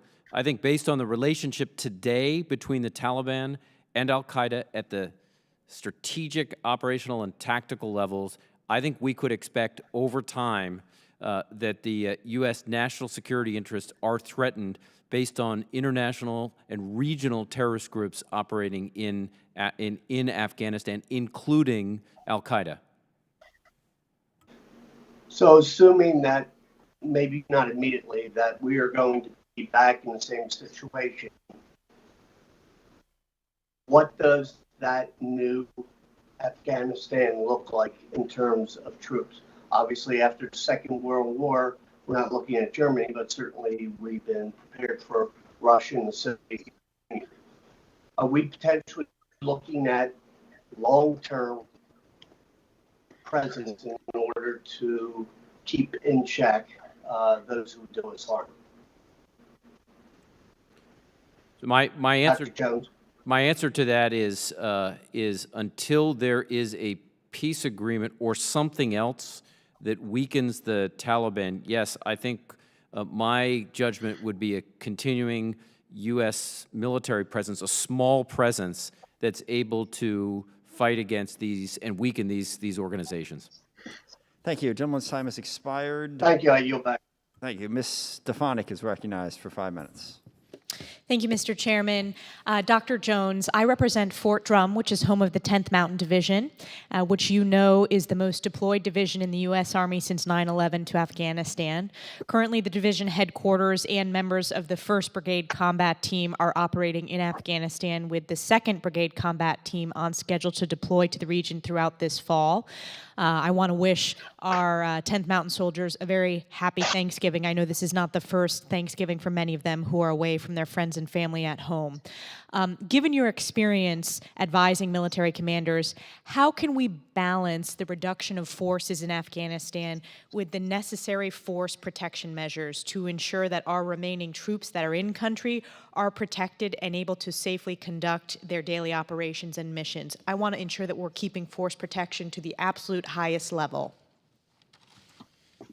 Force protection is obviously essential, so as are logistics, and there are other components of that. So I think the question when we talk about numbers is, as you're implying, I think, it's not just the number of counterterrorism forces that are striking targets or arresting or even training Afghan terrorists or training Afghan commandos to target terrorist organizations like al-Qaeda, but it's also the force protection at bases that's necessary. That may be military police and others to secure bases. On any of the bases that I've ever served on, we've also hired local Afghans to provide basic protection, and in some cases contractors as well. So that does need to be added to the mix of the force posture we're talking about.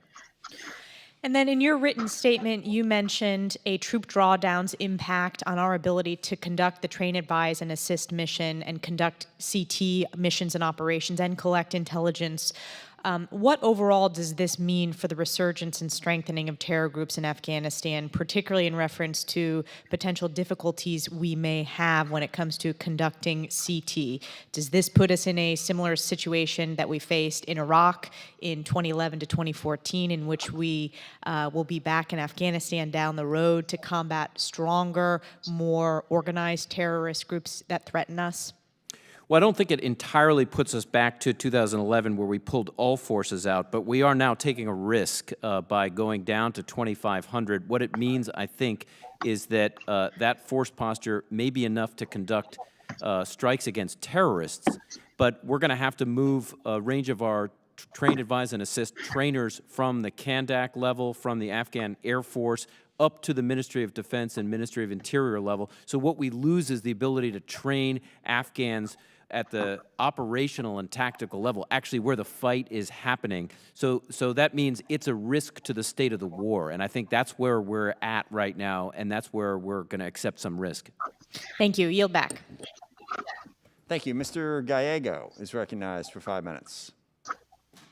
Thank you, Mr. Chairman. I defer to my colleague, Representative Crow. Thank you, Mr. Gallego, for yielding your time to me.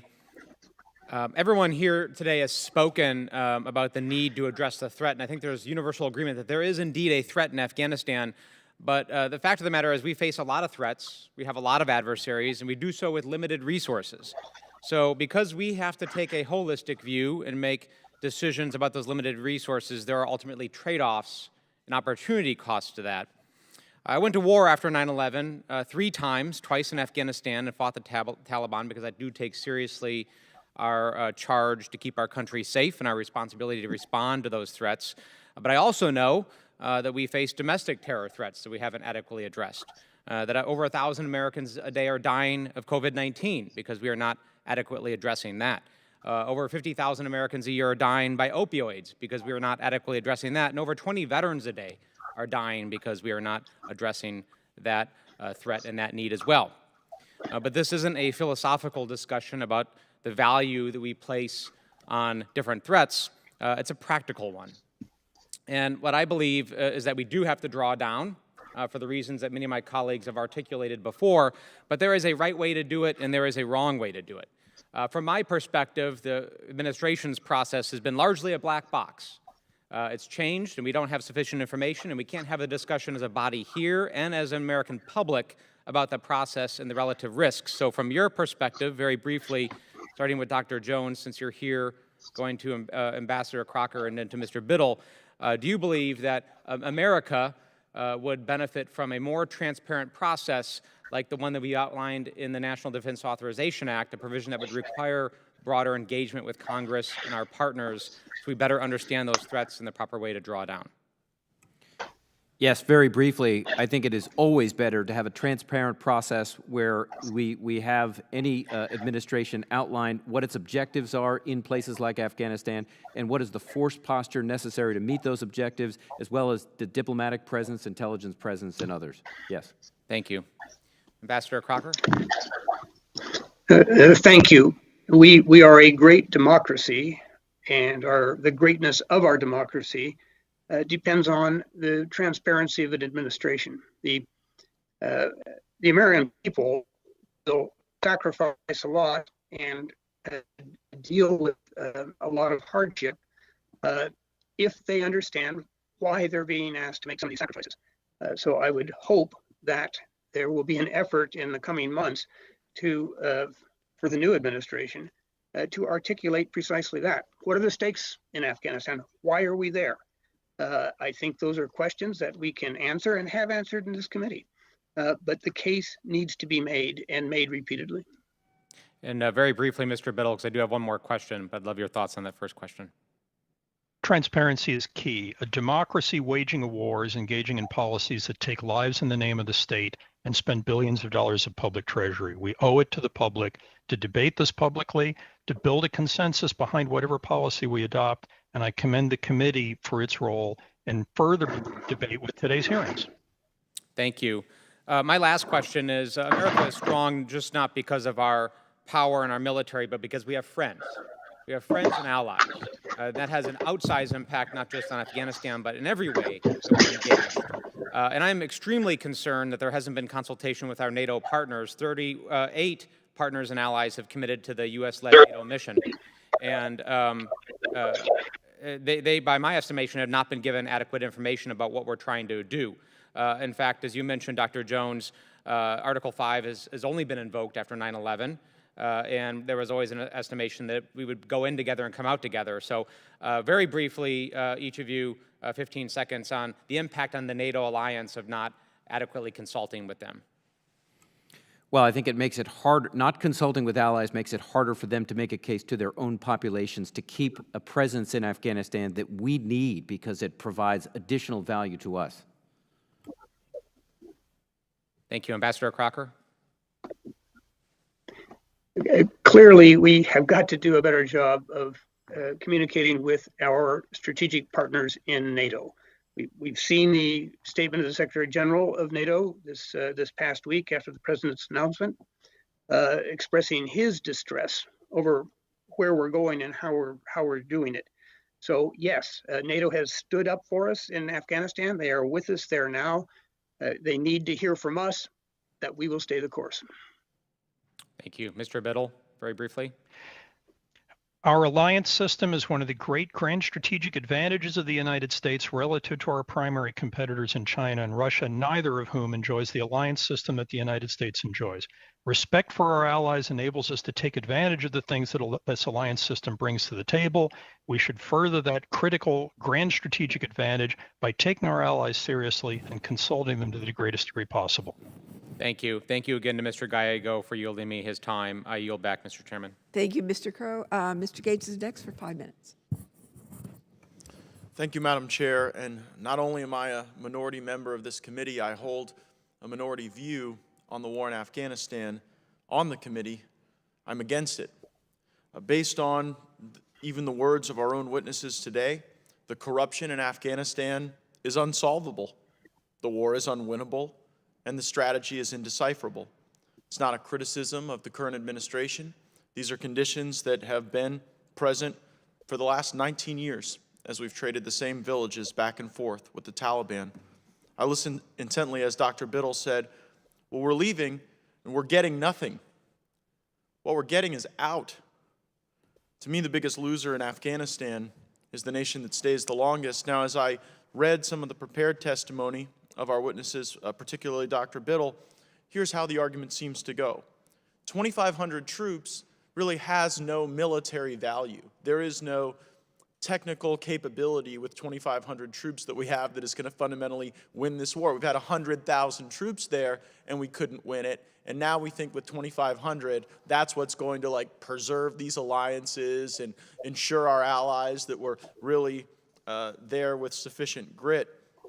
But that the purpose of these 2,500 troops is politics, that it is a political feature of the war in Afghanistan, that if we leave 2,500 troops there, we will get more leverage. And that if we engage in accelerated drawdowns, well, the Afghans, the Taliban in particular, will see that this is sort of a war of attrition that the United States is going to lose. And so they're just going to stick there and maintain a level of violence that allows them to potentially recapture their political power. But the obvious question is, if we know that the 2,500 troops we're leaving there don't have military value and are there as a political statement, probably the enemy knows that too. Probably they understand the very dynamics that our witnesses have laid out through their testimony today, that this only ends one way, with us leaving, with the Taliban getting more power, and with conditions in Afghanistan in pretty rough shape going forward, as they have been for the last 2 decades, as they were for a substantial period of time before that. I'm grateful that in the Trump administration we have highlighted our near-peer adversaries as the requisite focus for our work.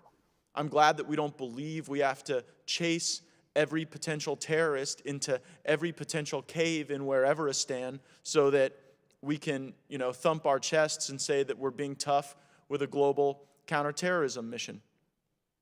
It is my sincere hope that we not only reduce our troop levels to 2,500, but that we reduce them to 0, that we leave Afghanistan. This has been the longest war in our nation's history. Our country is weary of it, even if the Armed Services Committee is not. And I yield back. Mr. Moulton, you're recognized for 5 minutes. Thank you, Mr. Chairman. Having served 4 tours in Iraq, there's no one who wants to bring the troops home more. But if there's one lesson we've learned over the last 20 years, it's harder to get out of these wars than to get in. And we leaving willy-nilly, without any plan, without any leverage, is clearly the wrong thing to do, according to every witness, Republican and Democrat, before this committee. I want to end the war in Afghanistan, but I want to end it responsibly. And more importantly, I want to bring the troops home for good. I do not want to repeat the mistake we made in Iraq, where we withdrew so quickly without sufficient plans that we had to turn around and go back in. And although I think all of our witnesses also agree that we are not going to, quote unquote, win the war in Afghanistan, frankly, that's not on the table and hasn't been for a long time now. There are very devastating ways that we could lose. Most of all, of course, a repeat of 9/11. Ambassador Crocker, I would like to ask you a question about another way that we could lose, which is that there are 2 Americans that we suspect are being held hostage in Afghanistan and Pakistan by groups with close ties to the Taliban, Paul Overby, an author from Massachusetts, and Mark Frericks, a Navy veteran and defense contractor. As this administration proceeds with plans to withdraw troops early and without any concessions from the Taliban, there's no indication that Mr. Overby or Mr. Frericks' release and safe return are being considered in diplomatic negotiations or required as a precondition for an accelerated drawdown. In your experience and opinion, what are important factors to consider in securing the release of these 2 Americans? And if we withdraw troops earlier than anticipated, what other potential levers do we have to ensure that Mr. Overby and Mr. Frericks are returned safely to their families? Thank you, Congressman. As with these sad cases, we I think see another illustration of what we're giving up. By giving up our leverage, And we are certainly doing that by unilateral troop withdrawals that require nothing of the Taliban. They have no incentive to cooperate at any scale or on any level. And that would impact both from the top strategic level of support for the government and its survivability in Afghanistan, and it goes down to this level as well. It is pretty hard to get something if you have given up your leverage. There is no incentive for the Taliban, who we presume are holding these 2 Americans, to take any steps to release them. So again, if you are programmed for defeat, which we seem to be, you have no leverage and no expectation that we will gain anything, including the release of these 2 Americans. Well, certainly a principle that I understood in the Marine Corps is we don't leave Americans behind. And I hope that the purported art of the deal, who should know a little about negotiation, is thinking about these 2 Americans, as well as our troops, as we figure out the best way forward. Mr. Ambassador, I'd also like to ask you about the importance of the Special Immigrant Visa Program that you stressed in your opening statement. I was proud to support an extension of the Afghan Special Immigrant Visa Program in the House version of the FY21 NDAA. We recognize the critical importance of the program for U.S. government operations in Afghanistan and also for future operations where young troops like I was are going to have to convince allies overseas to trust us enough to put their lives on the line to support us. So can you just tell us why the program is so critical in your eyes and the effect that the success of the program in Afghanistan will have on future national security operations overseas? I think that is exactly right, Congressman. As I noted, there's a backlog of some 18,000 cases in Afghanistan. The sad reality is probably today more interpreters and their family members are getting killed in Afghanistan because of their service to us than are getting special immigrant visas to make good on our pledge to them that we would take care of them. And you are quite right. This has implications far beyond the borders of Afghanistan. The world is watching. The nature of war has changed.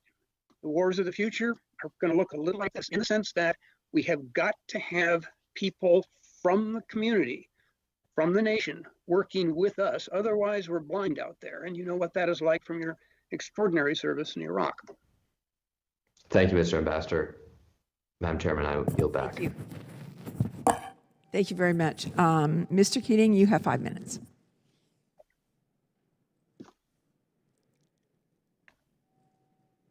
Sorry, couldn't hear that, Madam Chairman. Madam Chairman, who did you call on? Mr. Keating? Are you ready? You have 5 minutes. Yes, I am. I couldn't hear my name. Oh, sorry. Thank you, Madam Chairman. Thank you. Very briefly, there's not a broad consensus today on exactly what we should do in terms of our troops in Afghanistan and their deployment, but there is a broad consensus on the fact that the way the administration is posing this drawdown is precipitous, and it's disagreed with, I think, by virtually everyone that's spoken today.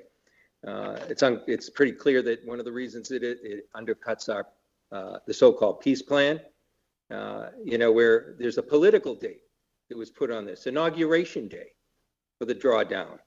It also is one more example, a large one, of our inability to coordinate and respect our allies who have troops on the ground. This falls in the heels of dealing with the pullout after discussions with President Erdogan in Syria so quickly, without notice, adequate notice certainly, hours I heard in questioning to our allies about that decision. Pullouts from Germany of the troops there, another political decision on the heels of the G7 pullout by the Chancellor of Germany, and also the political switching of funds from things like the European Deterrence Initiative. So these abound, let alone our inability to consult with them on our allies on the INF Treaty or the JCPO decisions. I mean, this is a critical problem. I was in discussions just in the last few days with our allies, private discussions, and their concern for the way that this has been decided, their lack of consultation is profound. But I want to just quickly go on a couple of other issues that we haven't dealt with directly, I don't think. The danger of this pullout and the timing, the contracted nature of it with troop safety. This isn't the longer term issue of force protection, but actually moving our troops safely out in such a tight time frame. Also, the protection of our military assets, billions of dollars of assets that could fall into terrorist hands as a result of this artificial time frame. And also, the third thing, justification because of our situation with Pakistan, a very complicated issue, but how exactly can troop deployment there help us with Pakistan as opposed to our increasing inability to deal with them directly? So those are the issues, the troop safety, short-term asset protection, short-term, and exactly how this is going to benefit our position strategically with problems in Pakistan. I will throw it open probably first to Dr. Jones. Thank you very much for the questions. On the danger of pullout and the safety issue, you do raise very important questions. I think the Taliban has shown over the last couple of months since the February deal that it is significantly decreased. In fact, it's generally stopped targeting U.S. forces in Afghanistan. It is targeting Afghan forces, but not U.S. So I would not expect the Taliban to take advantage of this opportunity. But as we've already noted during this committee hearing, we have other groups, including the Islamic State Khorasan province, that continue to conduct attacks. So I think there are issues related to the safe withdrawal in spite or in the face of groups like the Islamic State that may conduct attacks. I do think there also has to be very serious questions about what are we doing with American assets, infrastructure in the country. The U.S. has poured large amounts of money. What is going to happen? Who's going to get it, including who's going to be in the bases that the U.S. is also downsizing. On Pakistan, just very briefly, I think Pakistan almost certainly believes this is a win for it. Its ally, the Taliban, is likely to advance with the continuing U.S. drawdown. So I see this as largely viewed positively by Islamabad. Great. Well, thank you. I've got 30 seconds left. I'll yield back so my colleagues can ask questions. Thank you. Thank you very much. Mr. Carvajal? Mr. Carvajal, you have 5 minutes. Thank you. Thank you, Madam Chair. Ambassador Crocker, we have been in Afghanistan for almost 2 decades. While I'm concerned with the administration's recent unilateral announcement to draw down U.S. troops to 2,500 in January, we cannot be in an open-ended war. How can the U.S. better assist diplomatically and militarily in addressing the main barriers that are inhibiting an intra-Afghan agreement? And I know you briefly have touched on this, but if you could elaborate, I would greatly appreciate it. Thank you, Congressman. Your question was broken up with my technical problems, but I think I have the gist of it. Again, it is an issue of strategic patience, of a long-term view. The Taliban certainly has it. They spent all those years in exile rather than give up their Al-Qaeda colleagues. They know they can, they believe they can outweight us, and the course of these so-called peace talks would, I think, vindicate that. It's, you know, I know about being tired, Congressman. I spent the 7 out of the first 11 years after 9/11 in Pakistan, Afghanistan, and Iraq. was ambassador to all three. So I get that too. I get it that the American people are tired. But getting tired and giving up need to be two different things. And I just pray that it is not too late to reverse the disastrous course we are on right now. That is simply running up the white flag, and we will pay for it down the line, not just in Afghanistan.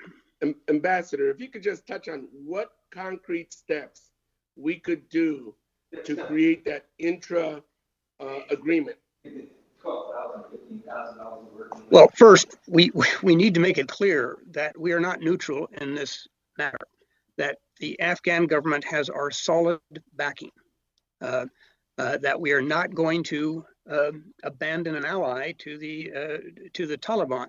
That would be the first and critical, I think, concrete thing we can do. And then from that, making it clear that anything we do further is going to be strictly based on conditions.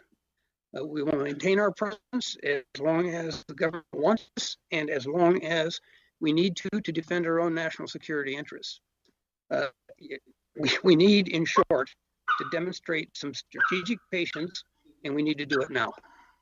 Thank you, Ambassador. Dr. Jones, as is well known, part of the U.S.-Taliban deal negotiated by the Trump administration was the Taliban's commitment to prevent al-Qaeda and other terrorist groups from using Afghan soil to threaten the U.S. or its allies, including by preventing recruiting, training, and fundraising.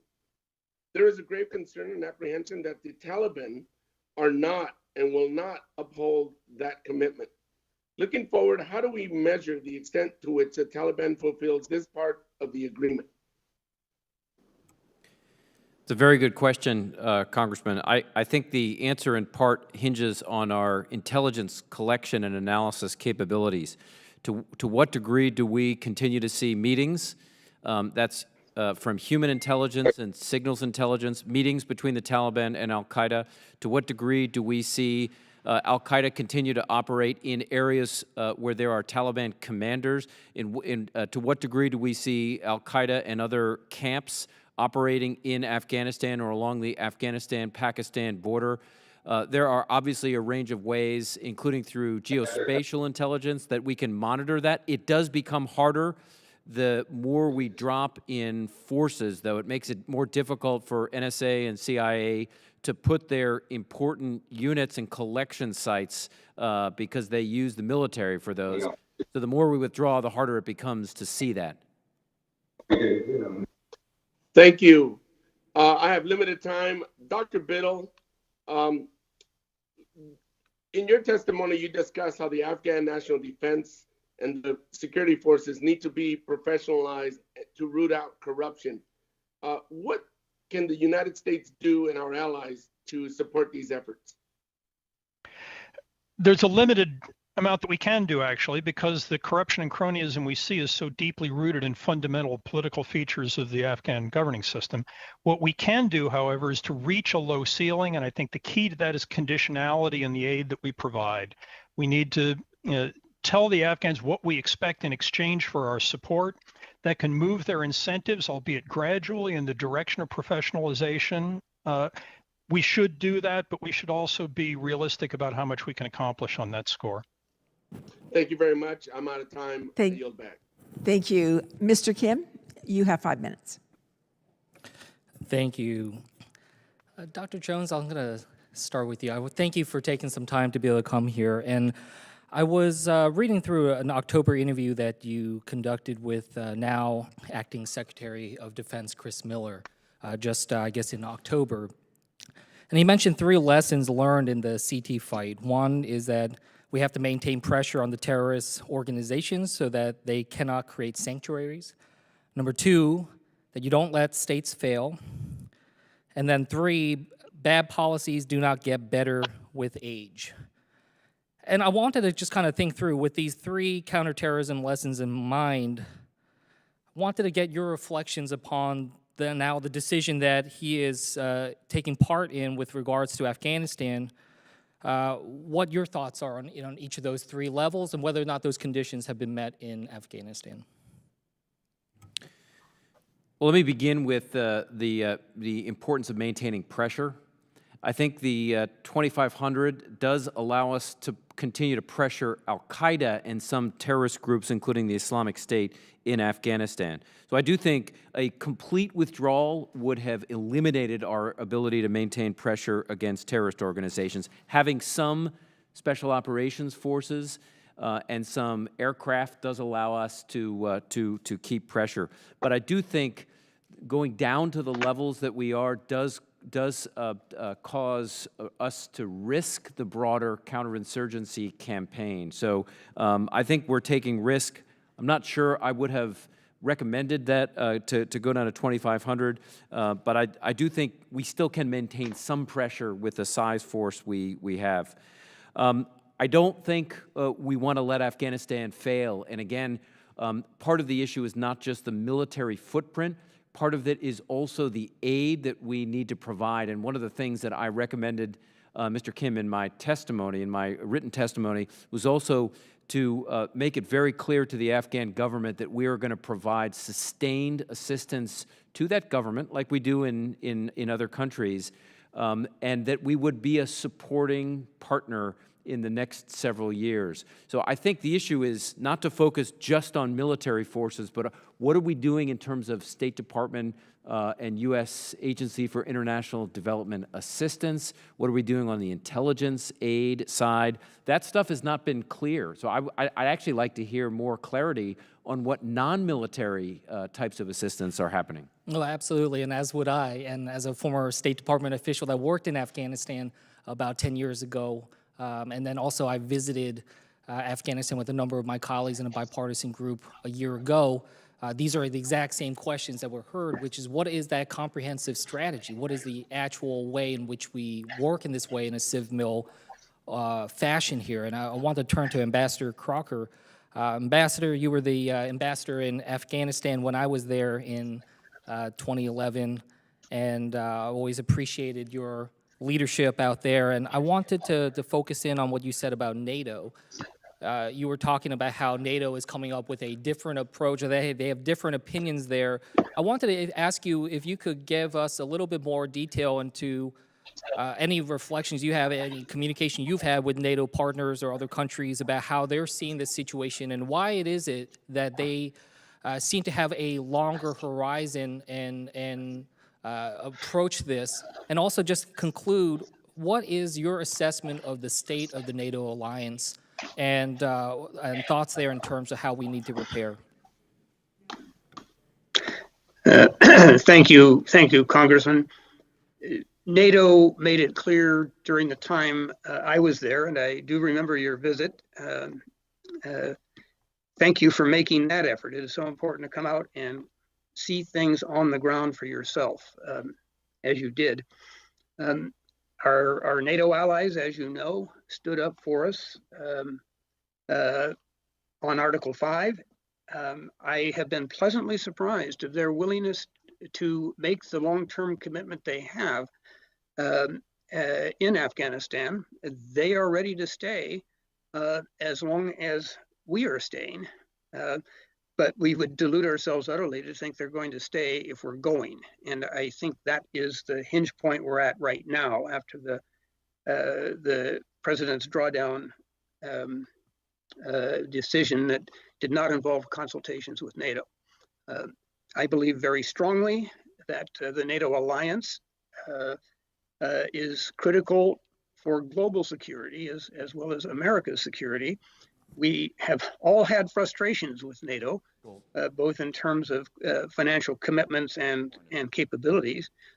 Here is one arena where they are ready to Ambassador, stand, unfortunately, my ready to time has stay. expired here, so I'm going to have to yield back to the chairman. But thank you for your assessments there. Thank you very much. Ms. Horn is recognized for 5 minutes. I'll yield back my time. I just walked in. Thank you, Chairman. Okay.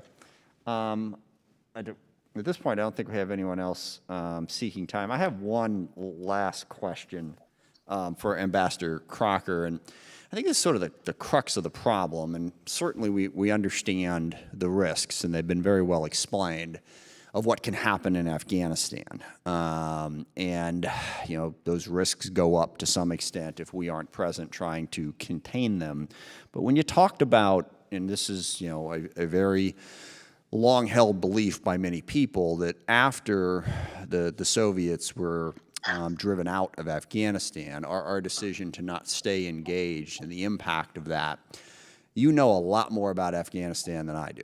I've been there 8 or 9 times, but not for any length, and certainly not in the depth that you have. But if you were to take me, back to that moment, and then, knowing what we know now, I just don't think us staying would have solved the problem.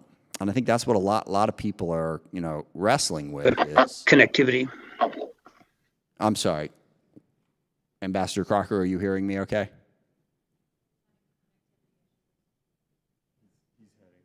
Yeah. I'll take that as a no. So I guess I know we've got Dr. Jones and Dr. Biddle here. If you could answer this question, my point is, and we've heard it described, and I forget, I think it was Dr. Jones who was making the points about you got all the warlords, and if the government gets too powerful, the warlords get upset, and you have to appease them. You've certainly got the drug trade, you've got extremists. Everyone in Afghanistan owns 10 guns. And after the Soviets came in, it really blew up the existing government. You had the funding of the madrasas that came out of Saudi Arabia into Pakistan, which radicalized a large portion of the population. Can we honestly say that there was something we could have done in 1989 that would have changed that? And I think that's what concerns a lot of people, is here we are saying, oh, there's a huge problem here, and if we show up, we'll solve it. That just doesn't seem to play out. There are certain things that U.S. military in foreign countries just can't come in and solve. And the idea that, gosh, if we leave, everything's going to go to hell, it is an enormous cost. Certainly, in lives, in the risk of lives, and the disruption of lives of American service members and others who serve there. But it's also a global cost in terms of our credibility and other. While we're doing that, what else can't we be doing? All right. And again, we got U.S. troops killing Afghans. All right. There's going to be a certain amount of resentment amongst the Afghan people for that. So I guess how can you answer the question of, are we as Americans, with the military, really able to solve these incredibly complex problems that exist in Afghanistan? Because I think most people's impression is that's the folly, is thinking that somehow, oh, if we were just there in greater numbers and if we were just there a little bit smarter, we could achieve some sort of peace deal. So I don't know what the connectivity stuff's going on here. So Dr. Jones, you're sitting in front of me. I'm going to let you take a stab at that. Very good questions, and I do think it's important to look at the history of the country, including the 1980s. I would say the U.S. position today is very different than what it was in the 1980s, where we were actually in Pakistan. We were not in Afghanistan, where we were providing assistance to the Mujahideen. So I don't... But what I'm really talking about, actually, sorry, I garbled that because I got confused in terms of what was going on with the connectivity there. I'm talking about when it was done. And that's Charlie Wilson's war. That was the great lament of it. Gosh, we pulled out and everything went to hell. If only we had gone in, it would have been fixed. And that's what I don't believe, to be honest with you. Well, I would take the one lesson that we did not do that we could have done is kept a close intelligence and probably a special operations presence embedded with Northern Alliance forces, which were still surviving at the end of the 1990s. And we could have, and I think the 9/11 Commission report highlights this, we could have conducted attacks against bin Laden at that point. We did not pull the trigger. The Clinton administration had bin Laden within its sights. So I think having a presence there would have allowed us to conduct some action. I think on that one quick point, though, there are risks in doing what you just described, okay? Because that is the risk of inaction, okay? We've taken actions before. We bombed that, pharmaceutical plant in Sudan, which, blew up in our face. We did launch a bunch of cruise missiles in to try to take out bin Laden. So I think there's a tendency to say inaction bad, action good, or action bad. I mean, it's more of a balance depending on the circumstances, and there's risks either way. Yes, I think there are risks either way, and I think that's where we're at today. Do we take the risk of leaving and seeing what happens afterwards, or can we accept some small military presence, some aid, and keep the Afghan government and the Taliban talking and prevent the overthrow, at least for the next couple of years, and see where this goes? And that's what my advice is to consider. Understood. And just to conclude, I mean, I believe that there is still a transnational terrorist threat. And when we talk about the shift to great power competition, we need to get out of this stuff and everything. I know the challenges that are presented by Russia and China, but I think it is important that we all keep in mind that there's still only one group of people that gets up every morning hoping to kill as many Americans and Westerners as they possibly can. And the only thing that's stopping them is the ability to do it. It's not a lack of will. And that is al-Qaeda and ISIS and various affiliated groups all over the world. We will have to do something, in my view, to contain that threat.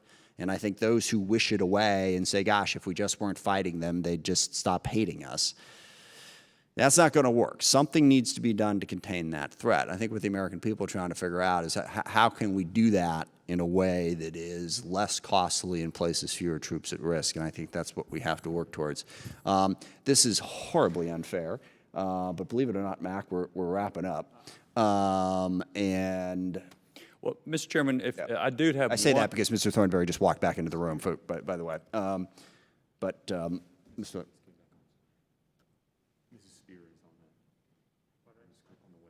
I'm sorry, Mac. Mr. Thornberry, you have the floor. Go ahead. Well, no, I just had a brief question based on some earlier conversation. Ms. Stefanik was asking you, Dr. Jones, about force protection. And I know that Dr. Biddle had talked about two sources of leverage. One is the presence of our troops. The other is our financial commitment.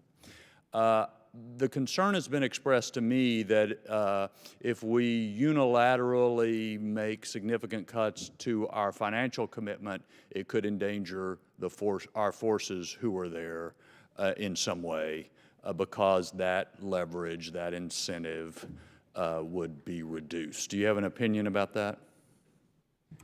Yeah, I think the answer to that depends, Mr. Thornberry, on what types of assistance were cut, but I certainly think training to local forces, particularly if it starts to trigger some animosity. We've seen attacks against U.S. forces from Afghans as the situation deteriorates. That would be a concern, but I also think, are we cutting key resources that protect our forces on the bases where we operate? And I think that needs to be looked at very closely. Yeah, well, whatever the number, 25, 45, it's not many folks, and we depend upon the Afghans to protect our folks by and large, and it just seems to me to be a key consideration. Finally, Mr. Chairman, I'd just say I really appreciate all three witnesses and their testimony and their bearing with us today. I think it's been very helpful. I yield back. Thank you. We did have a couple more members who came back in since we concluded there. So we'll go with Ms. Spear first, and then Ms. Torres-Small, and then we will adjourn. Ms. Spear, you're recognized for 5 minutes. Thank you, Mr. Chairman. Thank you especially for this hearing. It's been very insightful. To all of the witnesses, extraordinary testimony. To Ambassador Crocker, what a lifetime of contributions you've made to our country. I'm not sure if it was you, Ambassador, or someone else, but someone said we are going to pay for it if we leave abruptly. And I'd like for someone, whoever said that, to define what is paying for it means.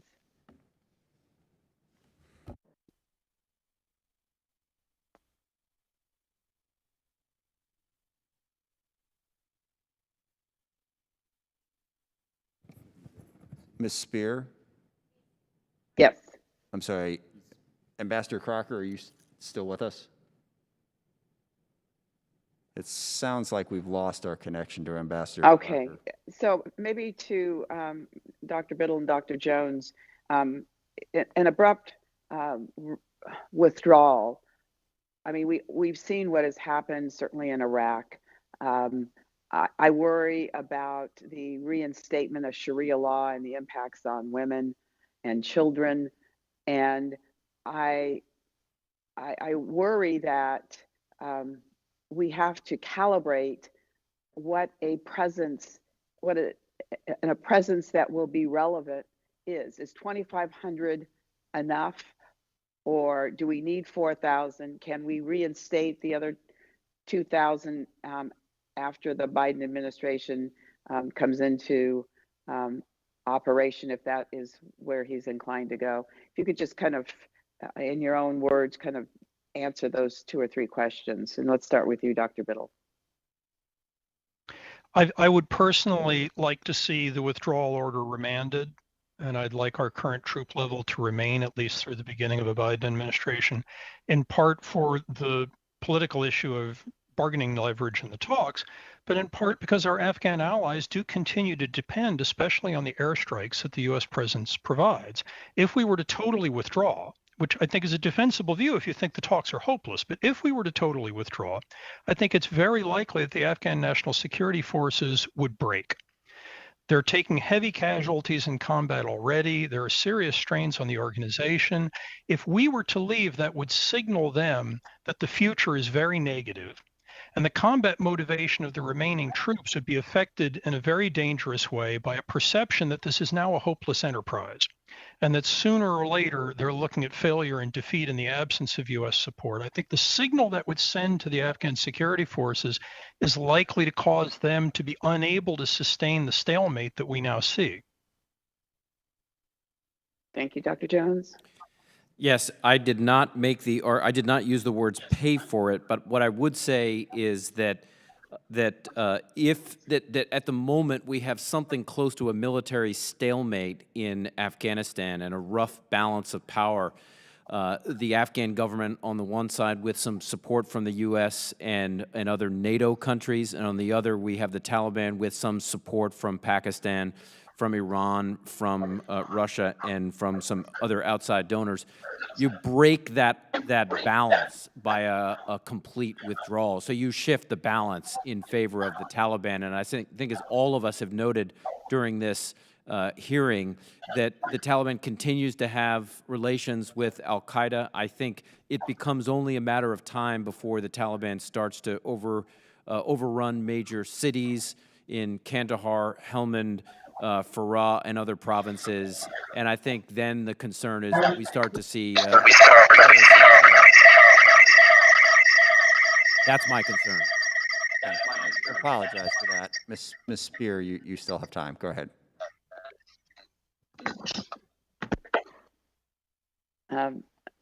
Was that Dr. Jones speaking or Ambassador Crocker?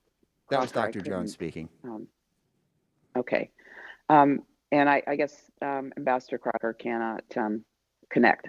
All right, I guess my final question, if I still have time, Mr. Chairman, is there anything that hasn't been asked this morning that any of you would like to inform us about that we should be looking at that maybe has not been discussed? I'm getting a head shake. And it's going to have to be quick. Apologize, she's almost out of time. Go ahead. I'll just take the opportunity then. What I would suggest is this whole exercise tells us that it's very important to think of the termination of a war when you begin a war. If we engage in any of these kinds of interventions in the future, we need from the beginning to assume not that the war just ends when you conquer the capital, but that there's going to be some subsequent process that we need to think through in advance. If we had understood that in 2001-2 and negotiated the Taliban when we had the opportunity and the advantage, rather than assuming that we had won the war because the capital had fallen, I don't think we would now be in this situation. The easiest way to prevent the kind of dilemmas we face now is to solve them at the beginning. When we get involved, when we understand what our war aims are, and when we accept the idea that negotiation is a way to realize our war aims at the beginning is a better solution than waging a 20-year war and then finding yourself with no good options in the end. Thank you. I Mr. yield back, Oswald Mr. is Chairman. recognized for 5 minutes. Thank you, Chairman Smith. I wanted to follow up on Congressman Kim's question regarding the impact that that this scaled withdrawal would impact on our allies. So can you just, Dr. Jones, I'd love to hear your sense about how our allies, what position our allies would put in, both NATO and non-NATO, given this reduction in forces. Well, I think there were two challenges. One is, and I think we saw it with the reaction of the NATO Secretary General, they were not given sufficient advanced warning, so that what it didn't include was a broader U.S., NATO, and other forces. What are their objectives, combined objectives? What are the force postures collectively that they need, and how does this affect all of that? So I did not see a lot of strategic planning with our allies. The second issue is, remember, there is pressure, and there should be pressure in all of our allies' capitals and among their populations with people that are asking, why do the Germans still have forces, the Italians, the British, and others, why do they still have forces in Afghanistan? So I think the recognition here is if we want those countries to continue to train and to continue to engage in combat operations, we have to treat them as allies, plan with them as allies, and that's the only way I think we're able to keep it. Because I think they provide advantages. They have forces on the ground. They can train Afghan forces, and I think that at the end of the day, this shows that it's not just us. Earlier in discussions, we talked about the potential impact that the removal of troops or the drawdown of troops would have on negotiations for peace. And I wanted to link those two discussions together. The need for us to strategically plan with our allies and the potential domino effect that our reduction of troops could have on other presence, our allies' presence on the ground, and how that might impact negotiations, especially given changing relationships, perhaps heightened tensions with our allies. Is that directed at me? Yes, sorry. Okay. I think it's a very good question. I think when you look at this from the Taliban's perspective, they agreed to start negotiations in September. Those negotiations have gone nowhere. They have dragged their feet, and now they perceive they have been rewarded for dragging their feet by further U.S. drawdown that was not connected in any way to progress on the peace settlement. So I think the issue here is if we want an actual peace agreement, then no one can be rewarded for this. Just specifically on the point of our relationship with NATO and non-NATO allies, is there anything more you'd say in terms of that impact on potential collaboration and strategy, as you mentioned, for the peace negotiations? Well, I think the addition of international forces is also an important bargaining chip in the negotiations. Not just U.S. forces leaving, as we've talked about. It's also other international forces leaving. That's an important note here. Thank you. And I don't know if we still have Ambassador Crocker, but if he wanted to weigh in on this, I'd appreciate it. Thank you. I think I'm reconnected. You are. Ultimately, this is not about force levels. It's about American resolve. And that resolve has been very sadly wanting, going all the way back to the inception of these talks that excluded the Afghan government. That is the decision we need to make as a country. All of us in different ways, all three of us have said, we are in a very dangerous situation right now, and that further unlinked troop withdrawals are going to make it worse. Our great strength as a nation has been based on many things. One of them are our alliances. NATO is crucial. We have an opportunity here. We need to seize it. But first, we need to stop the bleeding, literally. And second, we have to have a conversation among ourselves and with our allies. This is not a lost cause if we demonstrate that resolve. Thank you. I yield the remainder of my time. Thank you. We do have one more member who has returned, and then that is it, no matter who comes back. Ms. Houlihan, you will have the last 5 minutes of the hearing. You're up. Thank you, and I hope that you all can hear me. My question is for Dr. Biddle. The United States was committed to a conditions-based drawdown, as we've just heard from several people asking questions. And your written testimony says that the expectations on the part of the Afghanis for U.S. engagements were central to the ability to negotiate an acceptable settlement to the war. I was just wondering, in your view, what would moving away from our publicly touted conditions-based approach, especially on the eve of a transition of government here in the United States, signal to the Afghan people? And what does it mean for our ability to credibly facilitate inter-Afghan negotiations in the future? I think during the Trump administration, the view of many Afghans was that we were simply headed out regardless of what happened. The conditions-based language wasn't to be taken seriously and wasn't to be trusted. And that in turn made it very, very difficult for the Afghan government to persuade members of its own political coalition that they should accept compromises in order to get a deal, because it looked like the half-life of the entire Afghan government was going to be very, very limited. And hence asking power brokers within the Afghan elite at large to make near-term sacrifices for a long-term better Afghanistan, when total U.S. cut and run looked like it was going to create a long-term in Afghanistan measured in minutes, months, years at most, didn't look like a good bargain. That in turn made it very, very difficult for them to organize any kind of consistent bargaining position vis-a-vis the Taliban. Now, an incoming Biden administration is going to have an opportunity to make its own decisions about how seriously it takes these talks, to what degree they're prepared to use the leverage we have remaining to bring about successful talks. Among the many difficulties in this talks is that there are so many parties. I mean, we tend to think of it as the Taliban and the U.S. It's actually the Taliban and the Afghan government, but the Afghan government is not a unified actor.